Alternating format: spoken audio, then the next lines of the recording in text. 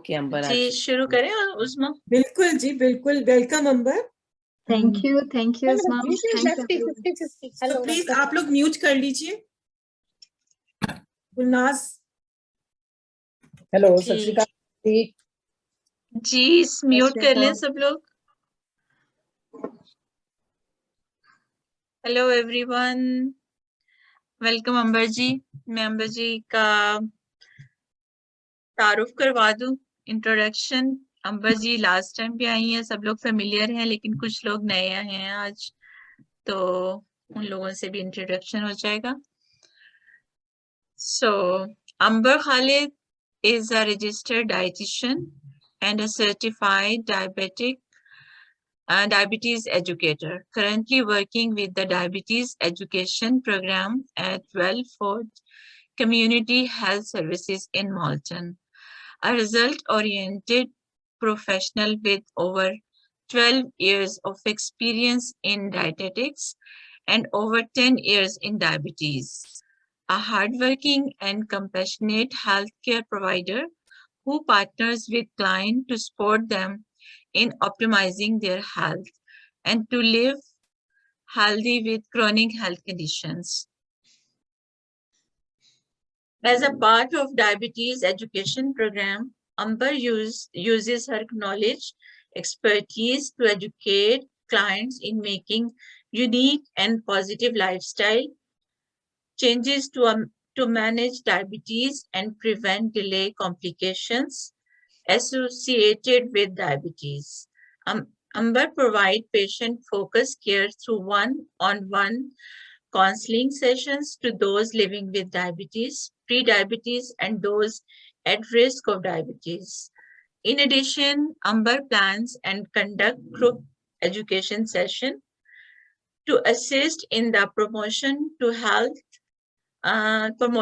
health and incorporate self-management skills in the community, which enable individuals in managing their chronic conditions. Today's topic is Introduction to Diabetes. So welcome Amber Khalid. Now mic is yours. आप start करें अपनी presentation. Perfect. Thank you so much. We should talk in Urdu, right? Urdu should be okay. Yeah. सबको उर्दू समझ आती है ना? जी जी। हाँ ठीक है। तो प्रेजेंटेशन इंग्लिश में है, लेकिन उर्दू में बात करेंगे ताकि अच्छे से हम लोग एक दूसरे के साथ कम्युनिकेट कर सकें। कुछ वर्ड्स तो मुझे वैसे भी इंग्लिश में यूज करने पड़ेंगे। तो जैसे कि अभी गुलनाज बता रही थी कि मैं वन-ऑन-वन काउंसलिंग तो हम लोग करते ही अपने प्रोग्राम के थ्रू, लेकिन साथ साथ ग्रुप सेशन करते हैं, जिसकी एक एग्जांपल ये है जो हम आज कर रहे हैं। तो हमने डिफरेंट टॉपिक्स डिजाइन किए हैं। लास्ट टाइम हमने इम्यूनाइजेशन, वैक्सीनेशन पर काफी डिटेल में बात की थी, पर आज का हमारा जो टॉपिक है ना, वो ऑब्वियसली वही टॉपिक है जो मैं अपने काम में बहुत ज्यादा इन्वॉल्व है, मेरा काम ही मैं उस पर करती हूँ, डायबिटीज पर। तो आज के टॉपिक में हम फोकस करेंगे कि एक्चुअली डायबिटीज होती क्या है, इंट्रोडक्शन टू डायबिटीज, इसमें क्या प्रॉब्लम्स होते हैं, ये क्यों होती है, और ब्रीफली एट द एंड हम बात करेंगे कि मैनेजमेंट कैसे हो सकती है, क्योंकि आगे आने वाले सेशंस में हम मैनेजमेंट के भी ईच एंड एवरी पॉइंट को डिटेल में बात करेंगे। ठीक है। अभी किसी ने क्वेश्चन पूछा था कि वो बार बार रिकॉर्डिंग की आप लोगों को अलर्ट आ रही है, should I accept it, should I not accept it. ये वाला क्वेश्चन आई थिंक गुलनाज बहुत अच्छे से आंसर कर पाएंगी। मेरा ख्याल में वो एक्सेप्ट करना पड़ेगा उन्हें, राइट गुलनाज? जी, वो एक्चुअली परमिशन लेते हैं। आप लोगों को सबको पता है कि हमारा जो प्रोग्राम है वो फेसबुक पे लाइव जाता है और उसकी रिकॉर्डिंग होती है, तो वो शुरू करने से पहले आप लोगों से परमिशन ली जाती है, तो उसके लिए आपको उसको ओके करना होता है। Got it? Right, okay. कि you are aware of the recording.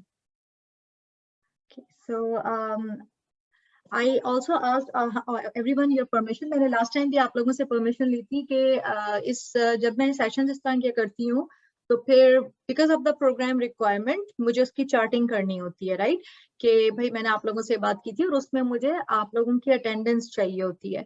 तो आप में से कुछ लोग तो ऑलरेडी प्रोग्राम से रजिस्टर्ड हैं, कुछ नहीं है, तो उनको फिर या तो मैंने उस दिन भी फोन करके रजिस्टर किया था, और जिन लोगों से मेरी बात नहीं हो पाई थी मे बी आज के सेशन के बाद मैं उनसे फोन करके इजाजत लेके रजिस्टर कर लूंगी अपने प्रोग्राम के लिए, ताकि जब मैं अपनी चार्टिंग करूं और आप लोग आज 11 लोग हैं मेरे साथ, तो मैं चाहूंगी कि वो 11 लोग मेरे चार्टिंग में उनके नाम हो। आप लोगों का एज सच नाम का यूज नहीं किया जाता, हम लोग फिर चार्ट नंबर बना देते हैं ताकि कॉन्फिडेंशियलिटी रहे आप सबकी। ठीक है, तो आज के टॉपिक जैसा कि मैंने आपको बताया, intro to diabetes. Sorry to interrupt Ambar, इससे पहले आप शुरू करें अपनी प्रेजेंटेशन फॉर्मली। जो आपके क्वेश्चंस हैं वो आप बता दें कि जहां या चैट में लिख देंगे या एट द एंड आप करेंगी। हाँ, जैसे आप लोगों को सही लगे, लाइक अगर बीच में भी आप लोग इंटरप्ट करके क्वेश्चन पूछना चाहते हैं बिफोर चेंजिंग द स्लाइड, मुझे कोई प्रॉब्लम नहीं है। और अगर आप लोगों को ये कंफर्टेबल है कि हम चैट बॉक्स में लिख सकते हैं तो वो भी लिख दीजिएगा। जी, आप रेज हैंड कर दीजिएगा, जिसका क्वेश्चन होगा raise your hands and then unmute yourself and ask me the question. ठीक है, कोई प्रॉब्लम नहीं है, हम इसको बिल्कुल सेमी फॉर्मल रखेंगे ताकि कभी कभी ऐसा होता है कि कुछ लोग कंफर्टेबल नहीं होते सवाल लिखने में, और कभी कभी ऐसा होता है कि फिर भूल जाते हैं वो सवाल, तो हम वहीं पे हाथ रेस करेंगे and I will ask you that question. ठीक है, थैंक यू। तो अभी मैं अपनी स्क्रीन शेयर करूंगी फॉर द प्रेजेंटेशन, और आप लोगों के सामने वो प्रेजेंटेशन चलेगी।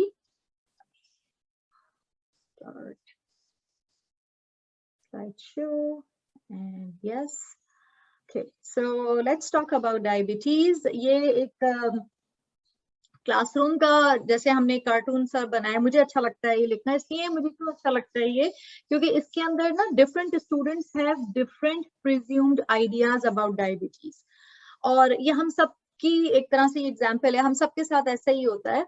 क्योंकि जैसे एक कोई बंदा कहता है कि मेरे जो है ना, इसमें एक बंदा कह रहा है I have a touch of sugar and it's 28, तो उनको लगता है कि बस मुझे तो छोटी सी थोड़ी सी शुगर हुई हुई है, और आप सब लोगों को पता होगा कि 28 is quite a high number. ठीक है ना, तो ये भी एक आइडिया है, ये उनका ख्याल है कि आज शुगर बढ़ने का मतलब ये नहीं मुझे बहुत ज्यादा, मुझे तो जरा सी शुगर है। शुगर में जरा सी कम ज्यादा नहीं होता, शुगर शुगर होता है, डायबिटीज डायबिटीज होता है। एक साहब कह रहे हैं कि I don't have diabetes, I am on pills. तो ये भी एक अक्सर लोगों का ये नोशन होता है कि जी डायबिटीज तो नहीं है पर गोलियां जरूर खाता हूँ, तो गोलियां इसीलिए खाई जाती हैं कि है, मगर मसला ये है कि जो उसकी उसका एक तरह से हमें कहना चाहिए ना कि जो टाइटल है उससे हम लोग काफी डरते हैं कि अरे भाई मुझे ना हो शुगर की बीमारी। कुछ का कहना है कि I have stress related diabetes, which can be true eight points, पर प्रॉब्लम क्या है कि स्ट्रेस से ब्लड शुगर्स हाई होने लगती हैं, और जो कि बहुत नॉर्मल है। स्ट्रेस की वजह से जो इंसुलिन है वो सही से काम नहीं करता, इंसुलिन रेजिस्टेंस होती है। लेकिन ये भी हमें जान लेना चाहिए कि जब डायबिटीज फुल फ्लैश हो जाता है ना, और आज यही मेरा टॉपिक है, तो एक्चुअली बॉडी के अंदर कुछ फिजियोलॉजिकल चेंजेस आती हैं, और वो जो चेंजेस होती हैं ना, वो बेसिकली आपकी बॉडी को अनएबल करती हैं उस शुगर को यूटिलाइज करने के लिए, तो वो हैंडल नहीं कर पाती। तो स्ट्रेस से यस में diabetes can be uncontrolled, but diabetes purely totally stress की वजह से नहीं हो रही है, वो बॉडी के अंदर कोई प्रॉब्लम्स हो रहे हैं जो अभी मैं आपको 5 मिनट में बताने वाली हूँ। एक और नोशन है I have borderline diabetes, तो borderline diabetes definitely exist करता है, उसको हम लोग प्री डायबिटीज भी कहते हैं। डायबिटीज की जो प्रेवलेंस है कनाडा के अंदर बहुत ज्यादा है, जो एज पर ये 2018 का डाटा है, क्योंकि उसी वहीं से जो मेरे पास जो रिसेंट था उसके accordingly 3 million Canadians have diabetes, और मोस्टली लोगों को टाइप 2 डायबिटीज होती है। जो रेड वाला पूरा पोर्शन है वो टाइप 2 है, यानी 90% of 3 million is type 2 diabetes, only 10% is type 1 diabetes. I am pretty sure आप लोग जानना चाहेंगे टाइप 1 और टाइप 2 में क्या फर्क होता है, तो मैं बहुत ब्रीफली यहीं पे आपको बताती जाती हूँ। टाइप 1 डायबिटीज में हमारी जो पैंक्रियाज होती हैं वो बिल्कुल भी इंसुलिन नहीं बनाती। इंसुलिन वो हार्मोन होता है जो कि ब्लड शुगर को, जो हम खाना खाते हैं और शुगर आती है उसको वो चेंज करता है एनर्जी में। ऐसे लोगों को जो टाइप 1 डायबिटीज के साथ होते हैं ये प्रॉब्लम उनका मोस्ट ऑफ द टाइम पैदाइशी होता है, और या छोटी उम्र में ही ये डायग्नोस हो जाता है कि भाई pancreas are not able to produce insulin. तो उनको डायरेक्ट हम इंसुलिन का टीका देते हैं, इंजेक्शन देते हैं, क्योंकि वो सिचुएशन है कि जहां हम ये नहीं कर सकते कि गोलियां दें और वो पैंक्रियास को कन्विंस करें कि तुम इंसुलिन बनाओ। इट्स अ जीरो कॉन्सेप्ट के पैंक्रियास नहीं बना रही हैं। कभी कभी उनकी बॉडी बनाती है, लेकिन उस कभी कभी के उस पर हम उन्हें छोड़ नहीं सकते। इसलिए आपको देखने में आया होगा कि टाइप 1 डायबिटीज के पेशेंट इंसुलिन का टीका लगाते हैं। इसका मतलब ये बिल्कुल भी नहीं है कि टाइप 1 सीरियस सिचुएशन है, टाइप 2 नहीं है, ऐसा नहीं है। टाइप 1 टाइप 2 दोनों को इक्वली मैनेजमेंट की जरूरत है और दोनों के मैनेजमेंट प्लान्स चेंज हो सकते हैं। हमारा जो प्रोग्राम है या मैं जो काम करती हूँ वो बेसिकली टाइप 2 के पेशेंट्स के साथ करती हूँ, क्योंकि मैनेजमेंट की, जैसे मैंने कहा ना, सबको इक्वली जरूरत है। डाइट, एक्सरसाइज और दवाइयाँ, मेडिकेशन, तीनों चीजों की दोनों टाइप की डायबिटीज की जरूरत है। लेकिन हाँ, प्लान डिफरेंट होगा, एक्शन हमारा डिफरेंट होगा। तो टाइप 2 का ही हम डिटेल में बात करेंगे, क्योंकि टाइप 2 सबसे ज्यादा है, टाइप 2 की फंडिंग बहुत ज्यादा है और मेरा काम भी टाइप 2 ही में होता है। एक और इम्पोर्टेंट बात इस स्लाइड से रिलेटेड कि जी जो 3 मिलियन कैनेडियंस है ना, तो इसमें रीजन ऑफ पील आप सब लोगों को पता होगा ना, ब्रैम्पटन, मिसिसागा, कैलेडोन, ये वाला जो पूरा कहलाता है वो रीजन ऑफ पील के अंदर आता है, right. Highest number of people living with diabetes है यहाँ पे। तो अगर 3 मिलियन में जो सबसे ज्यादा अगर किसी रीजन के अंदर है ना, वो हमारा रीजन है। उधर कौन लोग रहते हैं? मोस्टली साउथ एशियंस रहते हैं। तो इस वजह से हमें बहुत वो हमारी जो एथनिसिटी है या हमारे जो पॉपुलेशन है, we are either living with diabetes और we are at a very high risk of diabetes. तो यही चीजें हमें लेके जाती हैं रिस्क फैक्टर्स ऑफ डायबिटीज पे। रिस्क फैक्टर्स ऑफ डायबिटीज को I really like to change them into factors that you can not change and factors that you can change. तो I always like to start with the bad news, क्योंकि मुझे लगता है कि पहले बुरी चीज पढ़ लो, फिर हम पॉजिटिव चीज पढ़ के अपने आप को मोटिवेट करेंगे कि जी जो अच्छा है ना वो बंदा उस पर मेहनत करे, उस पर बात भी ज्यादा करे। जो रिस्क फैक्टर्स हैं डायबिटीज के, यानी कि जो रीजंस बन सकते हैं मुझे डायबिटीज होने के, वो है मेनली 5। औरतों के लिए 5, मर्दों के लिए 4, क्योंकि सॉरी मर्दों के लिए 3, क्योंकि जो आखिर के 2 हैं वो डिलीवरी से रिलेटेड है। पहला रिस्क फैक्टर जो है वो है फैमिली हिस्ट्री, यानी कि अगर हमारे पेरेंट्स को, हमारे सिबलिंग्स को, हमारे ग्रैंड पेरेंट्स को डायबिटीज है, that is your family history and that is a very big risk factor for diabetes. I can not change this. I can not decide कि मैं किस फैमिली में पैदा होंगी, या मेरे पेरेंट्स को या मेरे पेरेंट्स के पेरेंट्स को डायबिटीज है या नहीं है, या मेरे अंकल एंड आंट्स को डायबिटीज है। It's something we born with. 40 years और ओल्डर, ये कॉन्सेप्ट अब थोड़ा पुराना हो चुका है। पहले तो कहते थे 40 के बाद हो जाना, उम्र को हम रोक नहीं सकते और 40 के बाद चांसेस बढ़ जाते हैं, डायबिटीज हो नहीं रही है, वरना तो हर डायबिटीज पेरेंट के बच्चे को डायबिटीज होती है, ऐसा नहीं होता। ये these are just risk factors. तो age is one risk factor, but अभी जो लेटेस्ट रिसर्च एंड एविडेंसेस आ रहे हैं हमारे सामने, उसमें 40 से कम उम्र लोगों को भी डायबिटीज हो जाती है। एथनिसिटी, 5 एथनिसिटीज हैं जिनमें डायबिटीज बहुत ज्यादा होती है। एशियंस, यानी जो चाइनीज, जापानीज, ये सारे लोग हैं। South Asians, India, Pakistan, Sri Lanka, Bangladesh, हम लोग। एबोरिजिनल्स, जो कनाडा में आपको पता है एबोरिजिनल्स रहते हैं। स्पेनिश, अमेरिकन, अफ्रीकन, तो जो जितने भी जो कैरिबियन है लोग, वो सारे, उन सब में रिस्क है डायबिटीज का बहुत ज्यादा। इन सारे एथनिसिटीज में हम चाहें तो बहुत डिटेल में बात कर सकते हैं, लेकिन ये वही बात है कि this is something we can not change, this is something it's right there. और क्यों होती है उन्हें डायबिटीज, इसका जवाब हमारे पास है भी और नहीं भी। रिसर्च बेस्ड जवाब नहीं है, not research based from just by knowledge, जो कि आपको और मुझको सबको है। मोस्टली ये जो आपने देखा है कि इनमें समटाइम्स क्या होता है, जैसे खास तौर पे मेरी जो नॉलेज है, एबोरिजिनल्स हो गए, साउथ एशियंस हो गए, अफ्रीकन अमेरिकन हो गए, हम लोग का जो लाइफ स्टाइल है और खाना पीना है, इट्स नॉट ग्रेट। लेकिन अगर हम एशियंस का देखें, वो लोग मोटे भी नहीं होते, वो लोग वेरी एक्टिव होते हैं, but still they have a risk for diabetes. तो जैसे मैंने आपसे बोला ना क्लिनिकली कोई एविडेंस नहीं है, लेकिन we see the prevalence meaning कि हमें उनमें दिखता बहुत है डायबिटीज। जो लास्ट 2 मैंने आपको बोले थे वो थे जेस्टेशनल डायबिटीज, यानी जिन खवातीन को प्रेगनेंसी में डायबिटीज हो जाती है, और या जो लोग 9 पाउंड या 4 किलो से ज्यादा का बच्चा डिलीवर करते हैं, that is also the risk factor for developing diabetes. अब आ जाते हैं उन रिस्क फैक्टर्स पे जो कि हम चेंज कर सकते हैं, यानी कि नंबर 1 ओवरवेट होना या ओबीस होना या वजन का बहुत ज्यादा होना। ये एक ऐसा रिस्क फैक्टर है जो कि डायबिटीज को कॉज भी कर सकता है, लेकिन अगर हम उसको सॉल्व कर लें तो we can avoid one risk factor less for getting diabetes. Weight loss अगर डायबिटीज हो भी जाए ना तो उसमें भी बहुत मैजिकल है। जैसे जैसे आप वेट को लूज करेंगे आपकी डायबिटीज अंडर कंट्रोल आना शुरू हो जाएगी। तो वजन बहुत इंपॉर्टेंट चीज है। फिजिकल इनएक्टिविटी, जो लोग हर वक्त, जिनको अक्सर हम लोग बोलते हैं जी काउच पोटैटोज हैं या बैठे हुए हैं एक जगह, वो एक बहुत बड़ा रिस्क है फॉर डायबिटीज। तो बेस्ट यही है कि अपने आप को बिजी रखें, वॉकिंग करें जरूर, और वॉकिंग ऐसी कि नो टॉकिंग, वॉकिंग ऐसी कि जिसमें ब्रिस्क वॉकिंग हो कंटिन्यूसली फॉर एटलीस्ट 15 मिनट्स।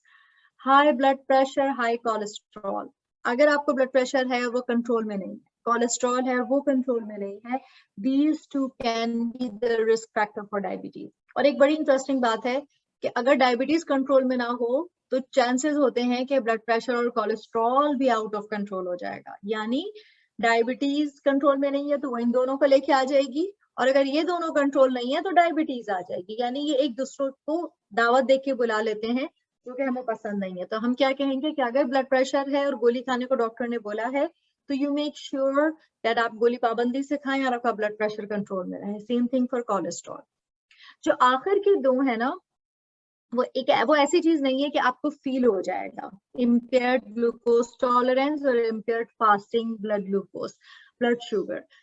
ये दोनों चीजें चेक होती हैं हमारे ब्लड टेस्ट के अंदर। सेकंड लास्ट वाला इम्पेयर्ड ग्लूकोज टॉलरेंस बहुत सेलेक्टेड लोगों में चेक होता है। इम्पेयर्ड फास्टिंग यानी फास्टिंग ब्लड शुगर हर बंदे में चेक करवाता है डॉक्टर, जब आपको फास्टिंग या 12 घंटे की भूख के साथ आपको लेबोरेटरी जाना होता है। तो ये वो है फास्टिंग ब्लड शुगर सिंपल, जिसमें आप सारी रात कुछ नहीं खाते और मिनिमम 8 से 12 घंटे की फास्टिंग होती है। टॉलरेंस वाला जो वर्ड है ना, वो उन लोगों के लिए है कि कभी कभी कुछ हेल्थ कंडीशंस की वजह से आपका डॉक्टर ये वाला टेस्ट भी कराता है। इसमें क्या होता है कि फास्टिंग में कराया और फिर आपसे कहा वहीं बैठे रहो, और वो तुम्हें एक 50 या 75 ग्राम का एक शुगर का ड्रिंक देंगे, वो आप पियेंगे, फिर आप 2 घंटे वहां बैठे रहेंगे, फिर आपका शुगर दोबारा चेक होगा। वो होता है टॉलरेंस को चेक करने वाला। फिर उनके हमारे पास टारगेट्स होते हैं कि अगर इससे कम आया तो वेरी गुड, इससे ऊपर आया तो प्रॉब्लम है। तो impaired glucose tolerance can be one risk factors. तो ये हर एक का चेक नहीं होता, ये एक सिचुएशंस में, खास सिचुएशंस में होता है। मैं आपको बता दूं, most of the time diagnosis के लिए होता है। जब हमें शक होता है कि किसी को डायबिटीज है तो हम ये टेस्ट कराते हैं। या फिर आप लोगों को शायद सबको पता है या सबको नहीं पता, 28th week of pregnancy, 25th to 28th week of pregnancy में ये टॉलरेंस का टेस्ट होता है। वो फास्टिंग का भी कराते हैं, फिर ड्रिंक पिलाते हैं, फिर ये भी चेक कराते हैं। अभी तक हमने रिस्क फैक्टर्स कवर करे, वो जो चेंज नहीं हो सकते एंड वो जो चेंज हो सकते हैं। अभी इस पॉइंट पे अगर कोई क्वेश्चन है तो मुझे बताएं। मुझे एक्चुअली सब स्क्रीन पे दिख नहीं रहा है क्योंकि प्रेजेंटेशन खुली हुई है। तो अगर कोई क्वेश्चन है तो प्लीज अनम्यूट करके आप पूछिए इस टाइम पर। अभी किसी ने हाथ नहीं खड़ा किया हुआ। Okay perfect. आई थिंक आप बहुत अच्छे तरीके से इसका मतलब है बता रही हैं। चले अच्छी बात है, I'll take it as a compliment. I hope no one is sleeping. अच्छा, मैंने इसीलिए इतने कार्टून डाले हुए और अल्फाज कम है कि मेरी आप बकबक सुने और तस्वीरों को एंजॉय करें सब लोग। अच्छी, अब जो स्लाइड्स आ रही है ना, वो वाली स्लाइड आपको समवन रेज हैंड। अब आपका नाम नहीं है, आपके स्टूडेंट बड़े सिंसियर हैं। जी, ये जो आईफोन है वो प्लीज अपना पहले नाम भी समीरा, बता दें। Sameera, I think Sameera. जी जी जी, अस्सलाम वालेकुम। वालेकुम सलाम। समीरा, पूरा नाम क्या है आपका? जी, मेरा नाम समीरा कंवल। कंवल, ओके। जी जी, डॉक्टर साहब मेरे आपसे 2 क्वेश्चन है, क्या मैं कर सकती हूँ? हाँ हाँ, प्लीज प्लीज पूछिए। Okay, thank you so much. Actually ma'am पिछले 2 साल से मेरी शुगर है, लेकिन मेरा जो प्रॉब्लम बना था वो लो से हुआ है कि लो रहती है। ओके, उसके बाद मेरी कवर तो हो गई अल्हम्दुलिल्लाह। कभी बहुत ज़्यादा टेंशन लेने से हाई होती है। मैं वॉक करती हूँ, मैं मेडिसिन प्रॉपर लेती हूँ और मैं बद परहेज़ी नहीं करती। मैं अपनी डाइट को कंट्रोल करती हूँ और बहुत कम खाती हूँ और मैं वॉकिंग बहुत करती हूँ। लेकिन इसके अलावा पिछले 6 या 8 माह से मैम मेरी बॉडी में मोस्टली लेग्स में बहुत पेन है। तो मैंने अपनी डॉक्टर से रिक्वेस्ट की कि मुझे स्पेशलिस्ट के पास भेजा जाए। तो उन्होंने कहा कभी तुम्हारी शुगर की प्रॉब्लम नहीं आई, कभी कोई मुझे शिकायत नहीं आई, तो मैं तुम्हें कैसे भेजूं। लेकिन मैम मैं बहुत पेन में हूँ, मेरी लेग में, मेरा घर भी ठंडा है, बेसमेंट है, लेकिन इसके अलावा भी मैं अपनी है बहुत ज्यादा मेरा वेट नहीं है। आपका ठीक आखिरी है, दफा ब्लड टेस्ट कब हुआ था समीरा? 6 मंथ जो बाद हमें माइंड में करवाते है। हैं जी, 6 मंथ बाद करवाते हैं। तो मेरे पिछले 2 टेस्ट जो है ना ऑलमोस्ट सब ठीक है, स्वाय बीपी का। बस सम टाइम मेरा कवर होता है और सम टाइम चल रहा होता है, लेकिन शुगर अल्हम्दुलिल्लाह कंट्रोल है। मेरा ये सवाल है, अगर वो कंट्रोल है तो मेरे लेग्स में इतनी पेन, इतनी तकलीफ क्यों है? इसके कुछ और भी रीजंस हो सकते हैं। फर्स्ट ऑफ ऑल तो 6 महीने का जो ब्लड टेस्ट है, मैं उससे बहुत या ज्यादा एग्रीड नहीं हूँ। मेरे हिसाब ओके से 3 महीने में होना चाहिए। और अभी आगे की मेरी स्लाइड्स में HbA1c भी आएगा। ये 3 ओके महीने का एवरेज होता है और 3 महीने का है तो basically it changes every 3 months. तो जो 6 महीने ओके पहले आपका हुआ था वो हाँ, वैसे भी इनवैलिड हो चुका है, ठीक है ना? यस यस तो एवरी 3 मंथ्स पे होना चाहिए, ये मेरा पहली वो है। आपका 3 महीने का एवरेज अगर 6 से कम है, 6%, तो इसका मतलब कि आपके टांगों के दर्द का आपकी शुगर से ताल्लुक नहीं है। अगर आपका 3 महीने का एवरेज 7 से कम है तो it's very rare chance there will be a connection और there may not be a connection. 6% से नीचे है तो डेफिनेटली नो कनेक्शन। 6 से 7 के दरमियान है तो may be a connection, may not be a connection, ठीक है? और 7 से ऊपर है तो very high chances of connection. सिर्फ इसकी बेसिस पर तो मैं नहीं बिल्कुल कर सकती। इसके अलावा एक और चीज हो सकती है कि आपका विटामिन B12 लेवल भी चेक करवाया जाए और बोन डेंसिटी भी चेक करवाई जाए, कैल्शियम का लेवल। समटाइम्स हम वुमेन में because of different life changes through out, developmental yes issues जो भी हमारे यस होते हैं, तो आई हमारे अंडरस्टैंड। जो कैल्शियम है ना वो हमारी बोन्स में बहुत अच्छे से जमा नहीं होता। अगर छोटी उम्र में प्रेगनेंसीज है या डिलीवरी है, मेंस्ट्रुएशन तो हर औरत को हो रही है, यस यस इन चीजों की वजह से भी टांगों में दर्द होता है। तो उसके जी लिए मेरा मशवरा ये होगा कि आप अपना बोन मास डेंसिटी BMD एक टेस्ट है वो आप अपने डॉक्टर को बोल के करवाइए। उनसे कहिए मेरा 3 महीने का ब्लड चेकअप करवाओ। अगर 6 महीने पहले हुआ है तो अब आप फौरन करवा लें। इवन अगर 3 महीने पहले भी हुआ है ना तो फिर आज रिपीट करवा लो। आपने एक और बात बोली थी स्पेशलिस्ट, तो अगर आपका 3 महीने का एवरेज 7 से ऊपर आ गया, खुदा ना खास्ता, तो आप डेफिनेटली आप उनसे कहें कि अब तो मेरी डायबिटीज स्पेशलिस्ट से मेरी अपॉइंटमेंट बनाओ। लेकिन मैं चाहूंगी कि डायबिटीज से ज्यादा आप जो है वो बोन स्पेशलिस्ट यानी ऑर्थो की अपॉइंटमेंट बनवाइए। क्योंकि ये जो टांगों में दर्द हो रहा है ये बिल्कुल आपकी सही खदशा है कि शुगर की वजह से होता है, लेकिन मुझे ऐसी फीलिंग है कि ऐसा ना हो कि बोन्स का कोई इश्यू हो आपको। मतलब आर्थराइटिस हो सकता है, कोई और चीज भी हो सकती है, हमें नहीं पता, एक्सक्यूज राइट? मी, एक सवाल कर सकती हूँ? हाँ मैं पूछो। आपको आपको स्टॉप कर सकती हूँ 1 मिनट? बोले। Okay okay, thank you ma'am. Before 4 month मैंने स्नो बहुत उठाई तो मेरा मसल स्टक हो गया राइट साइड, ठीक है। उसकी बहुत पेन्स, कुछ हुआ, रिलैक्सेशन के लिए उन्होंने टैबलेट दी, लेकिन आराम नहीं आया। मैं अपने डॉक्टर से बात करूंगी, क्या सिर्फ मेरी डॉक्टर ही मुझे स्पेशलिस्ट के पास भेज सकती है? मैं खुद यस, से? ओके। ओनली फैमिली वो डॉक्टर। कहती है, जो मुझे समझ आ रही है मैं कर रही हूँ, आपका कंट्रोल है तो आप ऐसा करें, आपकी कैल्शियम में कमी है। वो भी मेडिसिन ली मैंने, कैल्शियम मेरा बहुत ज्यादा जीरो आया। लेकिन ये जो आपने बोन का कहा है, मेरा इस पर ध्यान था पहले भी और अब भी, कि ये जो है ना, मुझे अब ये कोई थर्ड मसला लग रहा है कि जो मुझे चलने में प्रॉब्लम है, मुझे स्टिल मैं इजी उठ नहीं सकती। जैसे मैं किसी भी काउच पे बैठी हूँ, सोफे पे बैठी हूँ, बेड पे, तो मैं एक हेल्थी वुमन की तरह उठकर वॉक नहीं कर सकती। मुझे बड़े अजीब तरीके से छोटे बेबी की तरह मुझे उठना पड़ता है। ये काफी पेनफुल चीज है इस वक्त। डेफिनेटली फैमिली डॉक्टर से आप ही डिस्कस करें और फैमिली डॉक्टर ही suppose to send you to the specialist. ठीक है, thank you So, so much, big no thank problem. So we'll move on to our presentation. हमारी presentation का टॉपिक Yeah, yeah. डायबिटीज है। I am sorry for everyone के हम लोग अभी थोड़ा सा ऑफ हो गए टॉपिक से, लेकिन definitely everyone's question is very important for me. So thank you so much for everyone listening to this. अब आगे आते हैं। अभी हमने रिस्क फैक्टर्स की बात करी डायबिटीज की, अब हम आ रहे हैं कि डायबिटीज होती क्या है, राइट? तो ये जो कॉन्सेप्ट है कि डायबिटीज है क्या, राइट? तो इसमें स्टार्ट में हमेशा वहां से करती हूँ कि आप सब लोगों को पता है हम खाना क्यों खाते हैं। Why do we need food? Why do we need to eat food, right? तो आप सब जानते हैं, बहुत बच्चों वाला सवाल है, खाना हम इसलिए खाते हैं कि हमें एनर्जी आए।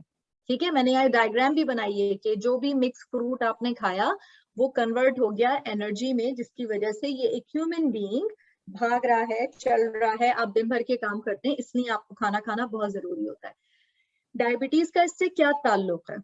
जब ये खाना हम खाते हैं, ये खाना कन्वर्ट होता है एनर्जी में, लेकिन ये इतनी स्मूथ साइकिल नहीं होती है। ये जो खाना हम खाते हैं बेसिकली वो खाना चेंज होता है ग्लूकोज में। ठीक है, ये रहा ग्लूकोज। ये ग्लूकोज आता है ब्रेड से, ये ग्लूकोज आता है फ्रूट से, ये ग्लूकोज आता है दूध या दूध से बनी हुई चीजों से या दही से, ये वहां से ग्लूकोज आ रहा है। इस ग्लूकोज को एनर्जी में बदलने के लिए इधर से हमें फ्यूल की जरूरत है, इधर से हमें किसी खास किस्म के तेल की जरूरत है, या हम इसको साइंटिफिक जबान में कहते हैं हार्मोन की जरूरत है, और वो है इंसुलिन। ये इंसुलिन आएगा तभी ये ग्लूकोज एनर्जी में कन्वर्ट होगा। इसी कॉन्सेप्ट को मैं यहाँ पर एक और तरीके से आप लोगों को समझाती हूँ कि जैसे ही मैंने खाना खाया, खाना जाता है मैदे में, मैदे में वो सारा खाना डाइजेशन के प्रोसेस के बाद सिंपल फॉर्म में चेंज हो जाता है। सारा कार्बोहाइड्रेट ग्लूकोज या शुगर में चेंज होगा, जो कि हमारी स्मॉल इंटेस्टाइन यानी आंतों में जाके एब्जॉर्ब हो जाएगा। वो एब्जॉर्ब अभी भी हुआ है तो वो ग्लूकोज की फॉर्म में है, शुगर की फॉर्म में है। ग्लूकोज और शुगर का सेम मतलब होता है। तो अब क्या हुआ, हमारा ब्लड का ग्लूकोज लेवल या ब्लड शुगर लेवल इंक्रीज होने लगा। अब क्या होना चाहिए, इंसुलिन आता है और उस ग्लूकोज को लेके शुगर यानी ग्लूकोज या शुगर को लेके सेल के अंदर ड्रॉप करता है फॉर मेटाबॉलिज्म। ये जो डायग्राम यहाँ बनी थी इसको हमने थोड़ा सा मशीनी एतबार से बना दिया कि वो ऐसे ऐसे जा रहा है, लेकिन रियलिटी में क्या हो रहा होता है, glucose needs to go inside the cell to attend the metabolism. Metabolism में क्या हो रहा है, वो एनर्जी में कन्वर्ट हो रहा है। तो glucose changes into energy with the help of insulin. Insulin act as a transporter, वो उसको लेके सेल के अंदर ड्रॉप करता है। जब हमें डायबिटीज होती है तो हमारे बॉडी के अंदर ये वाला जो इंसुलिन है ना, या तो ये याद है टाइप 1 में मैंने क्या बोला था, बिल्कुल नहीं बन रहा होता। अब हम टाइप 2 पढ़ रहे हैं अभी। या तो ये इंसुलिन सही से काम नहीं कर रहा, इसको हम बोलते हैं इंसुलिन रेजिस्टेंट, इनएफिशिएंट, सही से काम नहीं कर रहा। दूसरा क्या हो रहा है, जितनी जरूरत है उससे कम बन रहा है। अगर हमें 100 की जरूरत है तो 50 बन रहा है। तो इसकी मिसाल इस तरह से है कि ये ग्लूकोज आया, लेकिन अगर ऊपर से इंसुलिन नहीं आ रहा तो वो एनर्जी में कन्वर्ट ही नहीं हो रहा। तो या कम आ रहा है तो ओनली आधा कन्वर्ट हो रहा है, तो मुझे वीकनेस फील हो रही है, मैं डाउन फील कर रही हूँ क्योंकि एनर्जी नहीं बन रही है मेरी बॉडी में ना। इसकी एक और मिसाल इस तरह से आप ले लें कि ग्लूकोज जिस्म में आया और उसका जो ट्रांसपोर्टर था, जो उसका रक्षा था, जो उसकी टैक्सी थी, जो इंसुलिन था, जो उसको सेल के अंदर लेके जाना था, दे आर ओनली अवेलेबल 50%। तो आधे लोग तो चले गए अपनी डेस्टिनेशन पे फॉर चेंज इनटू एनर्जी, बाकी आधे जो शुगर के मॉलिक्यूल्स थे वो हमारे ब्लड में रह गए। अब हमारे ब्लड के अंदर अब क्या करेंगे, फारिग है ना, प्रॉब्लम क्रिएट करेंगे। So this is called high blood sugar level. High blood sugar level causes problem. High blood sugar क्या करेगा, मेरे ब्लड को सिरपी कर देगा। तो मेरे बॉडी के अंदर जो नर्व्स के मैसेजेस हैं वो तेजी से नहीं जा पाएंगे क्योंकि my blood is like a syrup. अभी जैसे बात कर रही थी समीरा, उनकी टांग में दर्द है, तो कुछ लोग बिल्कुल वो सही कह रही हैं कि पाँव ठंडे रहते हैं क्योंकि पाँव तक ब्लड की सर्कुलेशन प्रॉपर नहीं होती, because it's very high blood sugar. इसीलिए मैंने उनको एग्जाम्पल में कहा, सजेशन में कहा कि HbA1c यानी कि 3 महीने के एवरेज चेक कराएं। अगर वो उनका हाई है तो देयर इज हाई चांसेस कि हाई ब्लड शुगर की वजह से उनके पैरों में, टांगों में दर्द रहता है। इसके अलावा क्या होगा, जो हाई ब्लड शुगर है फिर उसके और कॉम्प्लिकेशंस होंगे, किडनी में प्रॉब्लम हो सकती है, ब्रेन हो सकता है कोई प्रॉब्लम, ब्रेन स्ट्रोक, किसी के हार्ट में प्रॉब्लम हो सकती है। तो ये सारे प्रॉब्लम्स जो है ना ये रिलेटेड है। और पैरों में प्रॉब्लम होती है स्पेसिफिक टू हीलिंग, कि पैर में कोई चोट लगी वो हील नहीं होगी। और हमारा जो नेक्स्ट जून का सेशन है, एक्चुअली हमारे पास नर्स आएंगी और वो पैरों की हेल्थ पर ही बात करेंगी रिलेटेड टू डायबिटीज। बहुत इंटरेस्टिंग होगा वो आप लोगों के लिए। तो अब क्या हुआ कि दोबारा वहीं आएंगे कि शुगर बढ़ रही है तो प्रॉब्लम्स हो रहे हैं, लेकिन उसको रोकने का क्या तरीका है, इंसुलिन को भेजो। अब मैं आपसे नहीं कह रही कि जिसको भी डायबिटीज हो उसको इंसुलिन का इंजेक्शन लगाओ, बिल्कुल भी नहीं। इसमें क्या होता है, दवाइयां होती हैं, कोई गोली खाते हैं, वो आपके पैंक्रियास को कहती है कि वर्क हार्ड, अगर तुम 50% बना रहे हो तो 70% बनाओ तो मोर इंसुलिन आए। एक और चीज मैंने आपको प्रॉब्लम बताई थी कि इंसुलिन सही काम नहीं कर रही, मौजूद तो है पर काम नहीं कर रही, इंसुलिन इनएफिशिएंसी, या उसको एक और फैंसी वर्ड हम यूज करते हैं इंसुलिन रेजिस्टेंस का, उसकी भी दवाइयां होती हैं। अगर आप वॉकिंग करते हैं ना तो इंसुलिन रेजिस्टेंस कम हो जाती है। तो यानी कि दवाई से भी इंसुलिन रेजिस्टेंस इंप्रूव होगी और डाइट लाइफ स्टाइल इंटरवेंशन यानी वॉकिंग से भी इंसुलिन रेजिस्टेंस कम होगी। तो डायबिटीज का जब इलाज की हम बात करेंगे, अभी आज ही एंड में करेंगे, तो उसमें हम फिजिकल एक्टिविटी को as one important pillar for diabetes management पे बात करेंगे। तो ये इस तरह से यहाँ पे मैंने रोककर इसलिए आपको सब बताया कि किस तरह से ये सब चीजें आपस में रिलेटेड हैं। दवाइयों का भी रोल है, एक्सरसाइज का भी रोल है, खाने पीने का रोल किस तरह से है। अगर मैं ज्यादा कार्बोहाइड्रेट वाली चीजें खाऊंगी नॉर्मल से ज्यादा, तो ग्लूकोज जिस्म में हाई हो जाएगा। जब ग्लूकोज जिस्म में हाई होगा तो एक तो वैसे ही इंसुलिन नहीं बन रहा, इंसुलिन भी कम है, काम भी सही नहीं कर रहा, और मैंने क्या करा, 2 प्लेट बिरयानी खा ली, तो प्रॉब्लम तो फिर होनी है ना जब इतना सारा खाऊंगी। या फिर मैंने कहा नहीं मैं तो सिंपल इतनी सी बिरयानी खाई थी, पर हाँ मैंने साथ 4 गुलाब जामुन खा ली थी। तो गुलाब जामुन, बिरयानी, या फिर एक पूरा तरबूज खा लिया आपने, तो ये सारी चीजें तो शुगर है ना। तो इट डजंट मैटर कि मेरे मुंह में क्या गया, व्हाट मैटर्स कि वो कार्बोहाइड्रेट था और वो पेट में जाके ग्लूकोज में चेंज हो गया। तो this is how we break it down as a dietary impact, किस तरह से हमारा खाना इम्पैक्ट करता है हमारे ब्लड शुगर लेवल पर। और डोंट थिंक आज ही सब कुछ पता चलना है, अभी मैं आप लोगों को ये सब चीजें इंडिविजुअली बहुत अच्छे से कमिंग सेशंस में और समझाऊंगी। डाइट पे आज हम थोड़ी बात करेंगे, लेकिन नेक्स्ट टाइम हम बहुत डिटेल में बात करेंगे। ये एक और स्लाइड है, अगेन मैंने बहुत कोशिश करी है कि सिर्फ वर्ड्स हों ताकि मैं एक्सप्लेन करने में ज्यादा मुझे आपको आसानी, मतलब मुझे लगता है कि बस एक्सप्लेनेशन ज्यादा इम्पोर्टेंट है यहाँ लिखने से। ये ना डायग्राम मैंने इस तरह बनाई है कि अगर आप लोग सेंटर में देखें ना, तो यहाँ पे लिखा हुआ है ऊपर जाने वाला एरो यानी कि हाई, और लिखा हुआ है ब्लड ग्लूकोज, यानी कि हाई ब्लड ग्लूकोज, खून में शुगर 4 वजूहात की वजह से, ड्यू टू 4 रीजंस ब्लड के अंदर शुगर इंक्रीज होती है।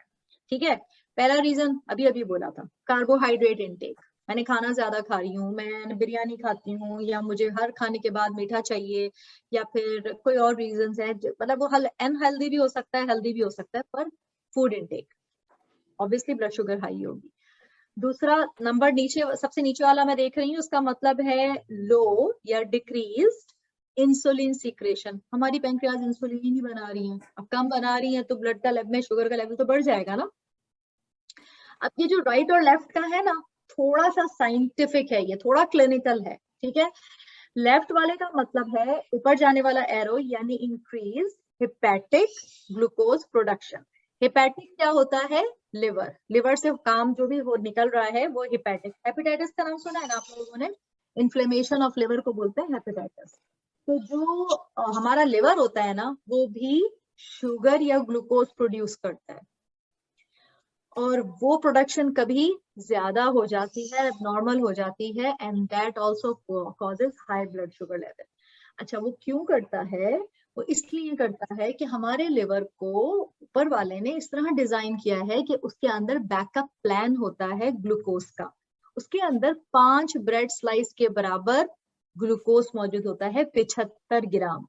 75 gram glucose is present in liver all the time as a backup plan. तो जब हम फास्टिंग करते हैं, रोजा रखते हैं, तो यही वाला लिवर का ग्लूकोज रिलीज होता है, ये निकलता है, टूटता है और हमें एनर्जी प्रोवाइड करता है, क्योंकि glucose is the primary source of energy. अब आप मुझसे पूछेंगे कि भाई डायबिटीज है मुझे, मेरी शुगर ऑलरेडी हाई रहती है, तो फिर थोड़ी कोई हेपेटिक ग्लूकोज प्रोडक्शन होगी, मुझे तो नीड ही नहीं है।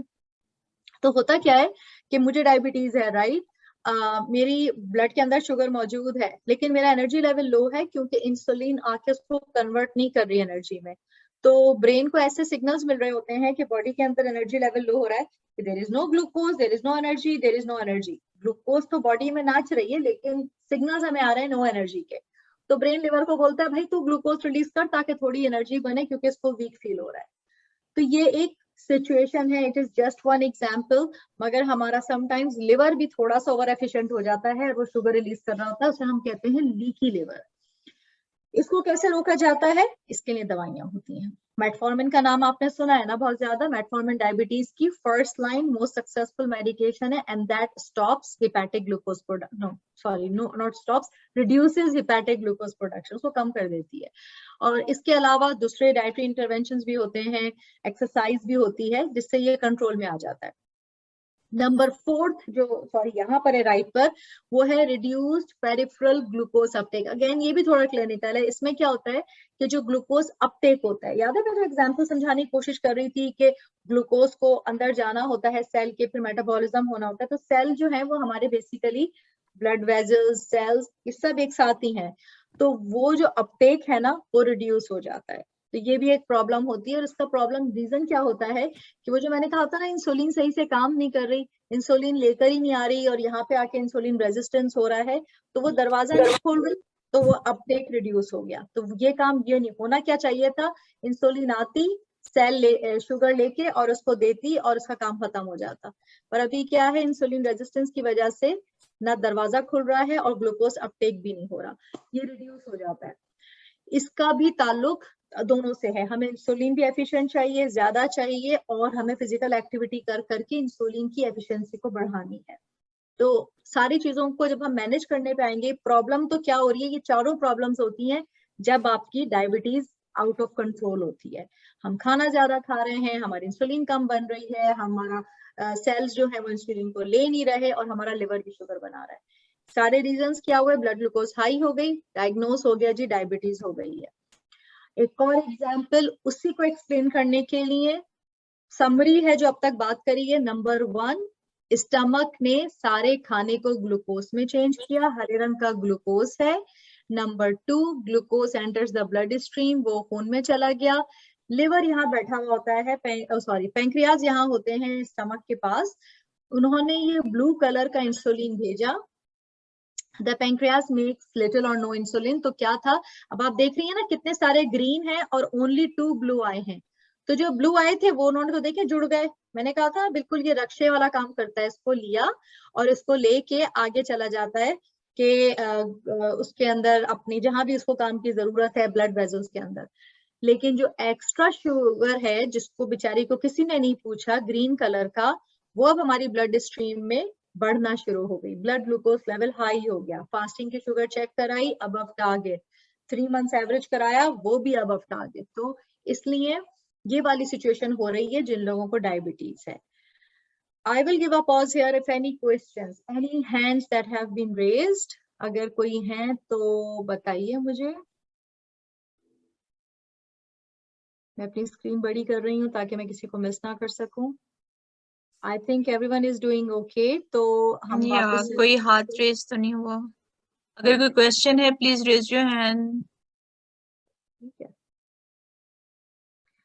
नहीं, ये वाला डायग्राम है, एक कंपैरिजन है uncontrolled and controlled blood sugars का। आप लोगों को क्लियरली दिख रहा होगा कि अनकंट्रोल्ड ब्लड शुगर कैसा है, ऊपर नीचे ऊपर नीचे। ये दैट्स बैड, इतना नहीं होना चाहिए। हाँ, थोड़ा ऊपर थोड़ा नीचे, लाइक अ स्मूथ वेव, जो पहली वाली एग्जांपल है, दैट्स द गुड वन, ठीक है ना। हम खाना खाएंगे तो नेचुरली ब्लड शुगर हाई होगी, हम खाना नहीं खाएंगे 4-6 घंटे हो जाएंगे तो शुगर थोड़ी नीचे जाएगी। तो अगर एक वेव स्मूथ है तो इसका मतलब ओके है। स्मूथ वेव का ताल्लुक उससे भी है कि मैंने खाना कैसा खाया।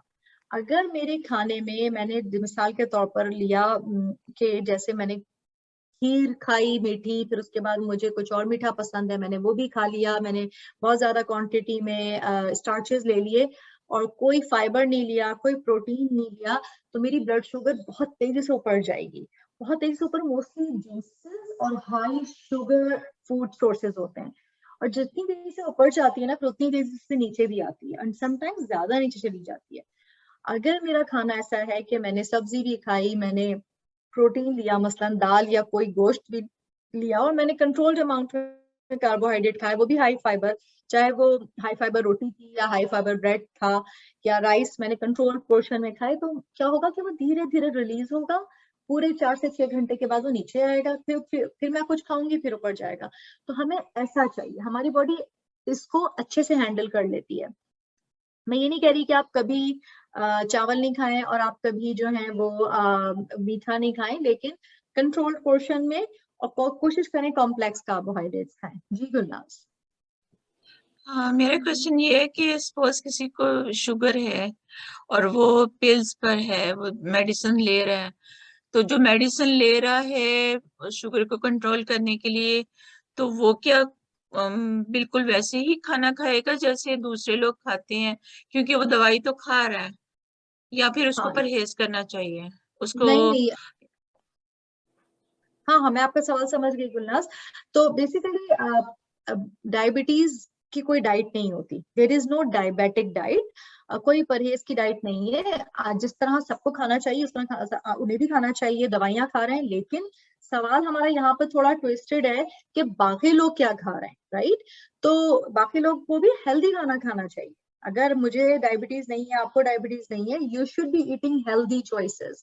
मतलब हम हेल्दी चॉइसेस की बात इस तरह करेंगे कि हाँ, वो अगर ब्रेड खाना चाहते हैं ब्रेड खाइए, साथ में अंडा खाएं, या फिर दाल खाते हैं या रोटी खाते हैं, दाल चावल खाते हैं, साथ में सब्जी जरूर लें, सलाद हो या पकी हुई सब्जी, बैलेंस मील्स खाएं, ठीक है ना। मीठा बिल्कुल खाएं, आपकी डायबिटीज कंट्रोल में है, आप गोलियां अपनी नॉर्मल खा रहे हैं, अगर आप खाने के बाद कुछ थोड़ा सा मीठा खाना है, मैं बिल्कुल मना नहीं करती हूँ, as long as your diabetes is under control. ऐसा नहीं है खुदा ना खास्ता हम बोलें कि बिल्कुल आप पे हराम हो चुका है, मॉडरेशन। और बिल्कुल आपने सही कहा, अगर उनकी डायबिटीज कंट्रोल में है और वो गोली खा रहे हैं। और again I repeat, there is no diabetic diet. मैं जूसेस वैसे भी रिकमेंड नहीं करती हूँ, और डायबिटीज में भी नहीं और लोगों को भी नहीं। मैं हमेशा ही कहती हूँ कि एप्पल जूस पीने से बेहतर है कि एप्पल खा लो, क्योंकि फ्रूट में तुम्हें फाइबर भी मिलेगा, रफेज भी मिलेगा, एक्सरसाइज भी होगी। आधा कप जूस पी के तो सिंपल शुगर मिलनी है। आप लोग खुद करके देख लें, आप घर में जूस बनाते हैं, सारा कुछ तो आप लोग फेंक देंगे, मैं फेंक दूंगी अगर मैं बना रही हूँ, और सिंपल आधा कप जूस निकलेगा एक एप्पल से। तो वो जो इम्पैक्ट है ना, वो बिल्कुल नीचे वाले एरो की तरह होगा, यूं ऊपर जाके यूं आ जाएगा नीचे। तो मेरे बच्चों के लिए या मेरे लिए आई वुड प्रेफर कि उनको मैं पूरा एप्पल खिलाऊं, ताकि उनको उसका फाइबर भी मिले, रफेज भी मिले, और साथ साथ उनको उसका शुगर भी मिले। शुगर एनिमी नहीं है, फॉर्म ऑफ शुगर, कि मैं किस फॉर्म में ले रही हूँ उसे। तो बिल्कुल यही एग्जाम्पल है कि हेल्दी ईटिंग। अंबर, यहाँ मैं एक क्वेश्चन कर सकती हूँ कि अगर जैसे अगर हम आप कह रही हैं कि किनो पूरा खाना चाहिए ताकि उसमें फाइबर्स भी चाहिए और सारा कुछ चाहिए, एप्पल्स को पूरा खाना चाहिए, तो थोड़ा सा वो सुस्ती होती है कि एप्पल को खाना है, तो अगर हम एप्पल का कंप्लीट एप्पल का with their peel and everything उसका हम जूस बना के एक स्मूदी, स्मूदी की तरह, यानी वो ले लें एज इट इज, उसमें सब कुछ है, बिल्कुल I it's support as that. Equal to the as the आपने होल फ्रूट खा लिया, हाँ लाइक बिल्कुल, बेसिकली हम क्या कर रहे हैं, हम मैकेनिकल ब्रेकडाउन अवॉइड कर रहे हैं। आप बिल्कुल ठीक कह रही हो, जो चबाने वाला फेज था ना, वो हम अवॉइड कर रहे हैं, हम swallowing से बाकी सब हो रहा है। क्योंकि चबाकर हम क्या करते हैं, हम चबा के उसको छोटे छोटे पीसेस में तोड़ के निगलते हैं, फिर बाकी स्टमक ग्राइंडिंग करके उसको और बारीक पीसता है। तो हमने वो वाला फेज स्किप कर दिया, मैकेनिकल ब्रेकडाउन हो गया स्मूदी बनाने की वजह से। अब केमिकल ब्रेकडाउन होगा जिसमें वो सिंपल फूड में कन्वर्ट होगा। तो इट्स फाइन। थोड़ा हमने जो 2 घंटे का काम था वो हमने 1 घंटे में कर लिया, क्योंकि आप सही कह रही है, मेरे पास टाइम नहीं है एप्पल को चबाने का, मेरे पास अभी काट के चबाने का और फिर मैं करूंगी, तो जो 2 घंटा लगना था वो 1 घंटा हो गया। It is not a best thing, मगर इट्स स्टिल नॉट बैड। मुझे इसलिए मैं इसको इनकरेज करती हूँ। व्हाई? क्योंकि आई स्टिल थिंक कि इससे लोगों का फ्रूट कंजम्पशन बढ़ गया, दूसरा उनको विटामिन सारे मिल गए, उनको फाइबर भी सारा मिल गया। और आप लोग ऐसा भी कर सकते हैं कि कुछ चीजें जो मेरी फैमिली में भी होती हैं कि लोग जो हैं वो समटाइम्स इनफ वेजिटेबल्स नहीं खाते, पर स्मूदी की फॉर्म में दे कैन हैव वेजिटेबल्स। तो स्मूदी बना ली, उसमें 2 वेजिटेबल्स 1 फ्रूट डाला, perfectly fine. Sameera, yes, your question. Yes ma'am, क्या मैं एप्पल ले सकती हूँ? हाँ, बिल्कुल ले सकते हैं। आप दिन में 2 फ्रूट्स ले सकते हैं when living with diabetes, no problem. Different time of the day में लीजिए, और हर फ्रूट के अंदर डिफरेंट अमाउंट होता है कार्बोहाइड्रेट का, तो उसका पोर्शन ऐसा होना चाहिए। एक apple is 15 gram, so it's perfectly fine. Peach, pear, the size of the close fist, it's perfectly fine. Yeah, only strawberry and orange and strawberry और ब्लूबेरीज, no. यानी ऑल बेरीज के क्या होता है, strawberries you can have this much, like in a big bowl. Blueberries in a 1 big bowl, जो regular size का हमारा coral का बोल होता है, 1 cup. Berries भी same है. So berries are your best friend. You can have a lot of berries in one sitting. Cut fruits 1 cup only, either watermelon हो, melon हो, जितने भी किस्म के melons market में मिलते हैं, just 1 cup cut into cubes. Okay. Mango half, banana half. Yeah, and grapes में भी sugar level ज्यादा होता है, I think. 8 grapes एक टाइम पर, चेरीज 8 एक टाइम पर। Okay, okay, thank you. No problem. Thank you so much. Thank you so much, Dikta. Okay, so think no more questions, so I will move on to the next slide. तो जो हम इससे पहले पढ़ रहे थे, हम बात कर रहे थे डायबिटीज कैसे होती है, पर क्योंकि हम सबका बेस्ट होता है हमारा, जाहिर सी बात है, क्योंकि डायबिटीज में खाने पीने से बहुत ज्यादा ताल्लुक है, तो इसलिए ऑटोमेटिकली हमारे क्वेश्चंस हमेशा खाने पे जाएंगे। मुझे कोई प्रॉब्लम नहीं है, लेकिन मैं आप लोगों को खींच के वापस लेकर आ जाऊंगी पैथोफिजियोलॉजी ऑफ डायबिटीज पे। तो हमने बात की थी रिस्क फैक्टर्स क्यों होते हैं, change that we can change, that we can not change, और फिर हमने बात करी थी डायबिटीज में होता क्या है कि इंसुलिन कम बनती है, और जो बनती है समटाइम्स वो काम नहीं करती है। बहुत अच्छे से हमने इसको देख लिया था। और डायबिटीज जब कंट्रोल में होती है तो स्मूथ वेव होती है, जो अनकंट्रोल होती है वो यूं होती है, या तो इसका रीजन मेरा खाना पीना है, या इसका रीजन मेरी body is not able to convert the sugar to energy.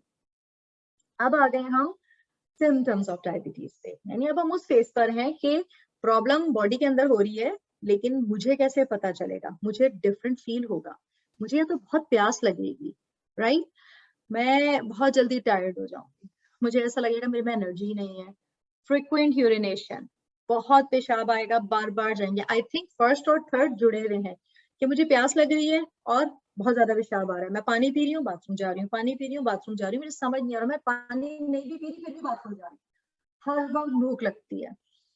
Sexual dysfunction, it's mostly for main, वहां उनको प्रॉब्लम हो रहा होता है।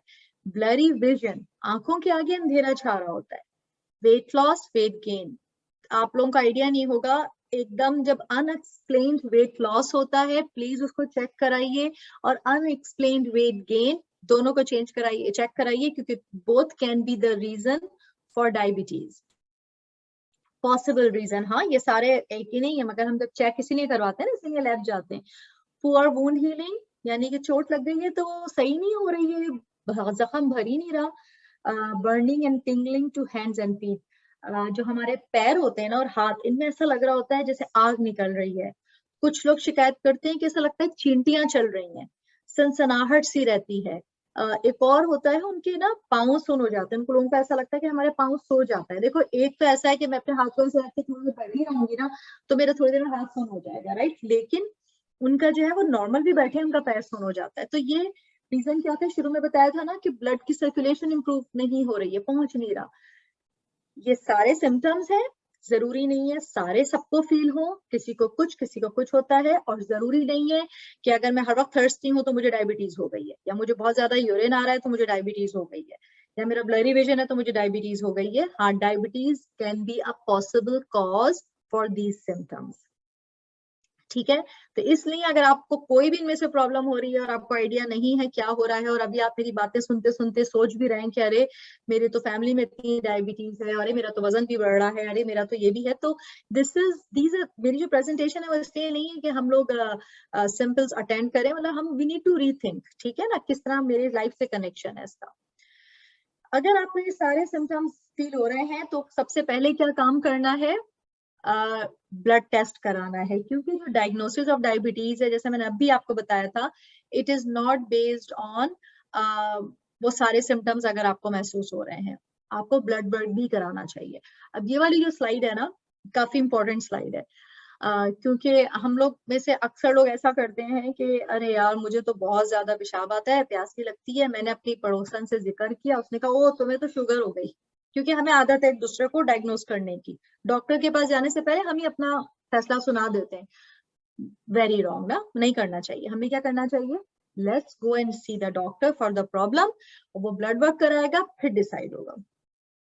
जब ब्लड वर्क होता है उसके अंदर मेनली दो चीजें होती हैं चेक, जो कि हमारे डायबिटीज की डायग्नोसिस और डायग्नोसिस को जस्टिफाई करती है या नहीं। एक तो ये वाला कॉलम है जो सेकंड वाला है, यानी कि जिसमें फास्टिंग ब्लड शुगर लिखा हुआ है, और एक ये वाला कॉलम है लास्ट वाला जिसमें लिखा है HbA1c। ठीक है, तो जो बीच वाला कॉलम है मतलब सेकंड, वो है प्री डायबिटीज की रेंज में मेरी फास्टिंग ब्लड शुगर आएगी 6.1 to 6.9, और मेरा HbA1c आएगा 6 to 6.4। अगर ये दोनों नंबर मेरे इस रेंज के बीच में आए तो मुझको डॉक्टर, नो डाइटिशियन, नो अंबर, नो नर्स, कोई मुझे नहीं डायग्नोस कर सकता other than my family doctor. वो मुझे कह सकता है कि yes you have pre diabetes, but only on the basis of fasting blood sugar and HbA1c। अगर मेरा नंबर 7 से ऊपर है फास्टिंग का और HbA1c 6.5 से ऊपर है तो मुझे डायबिटीज है टाइप 2।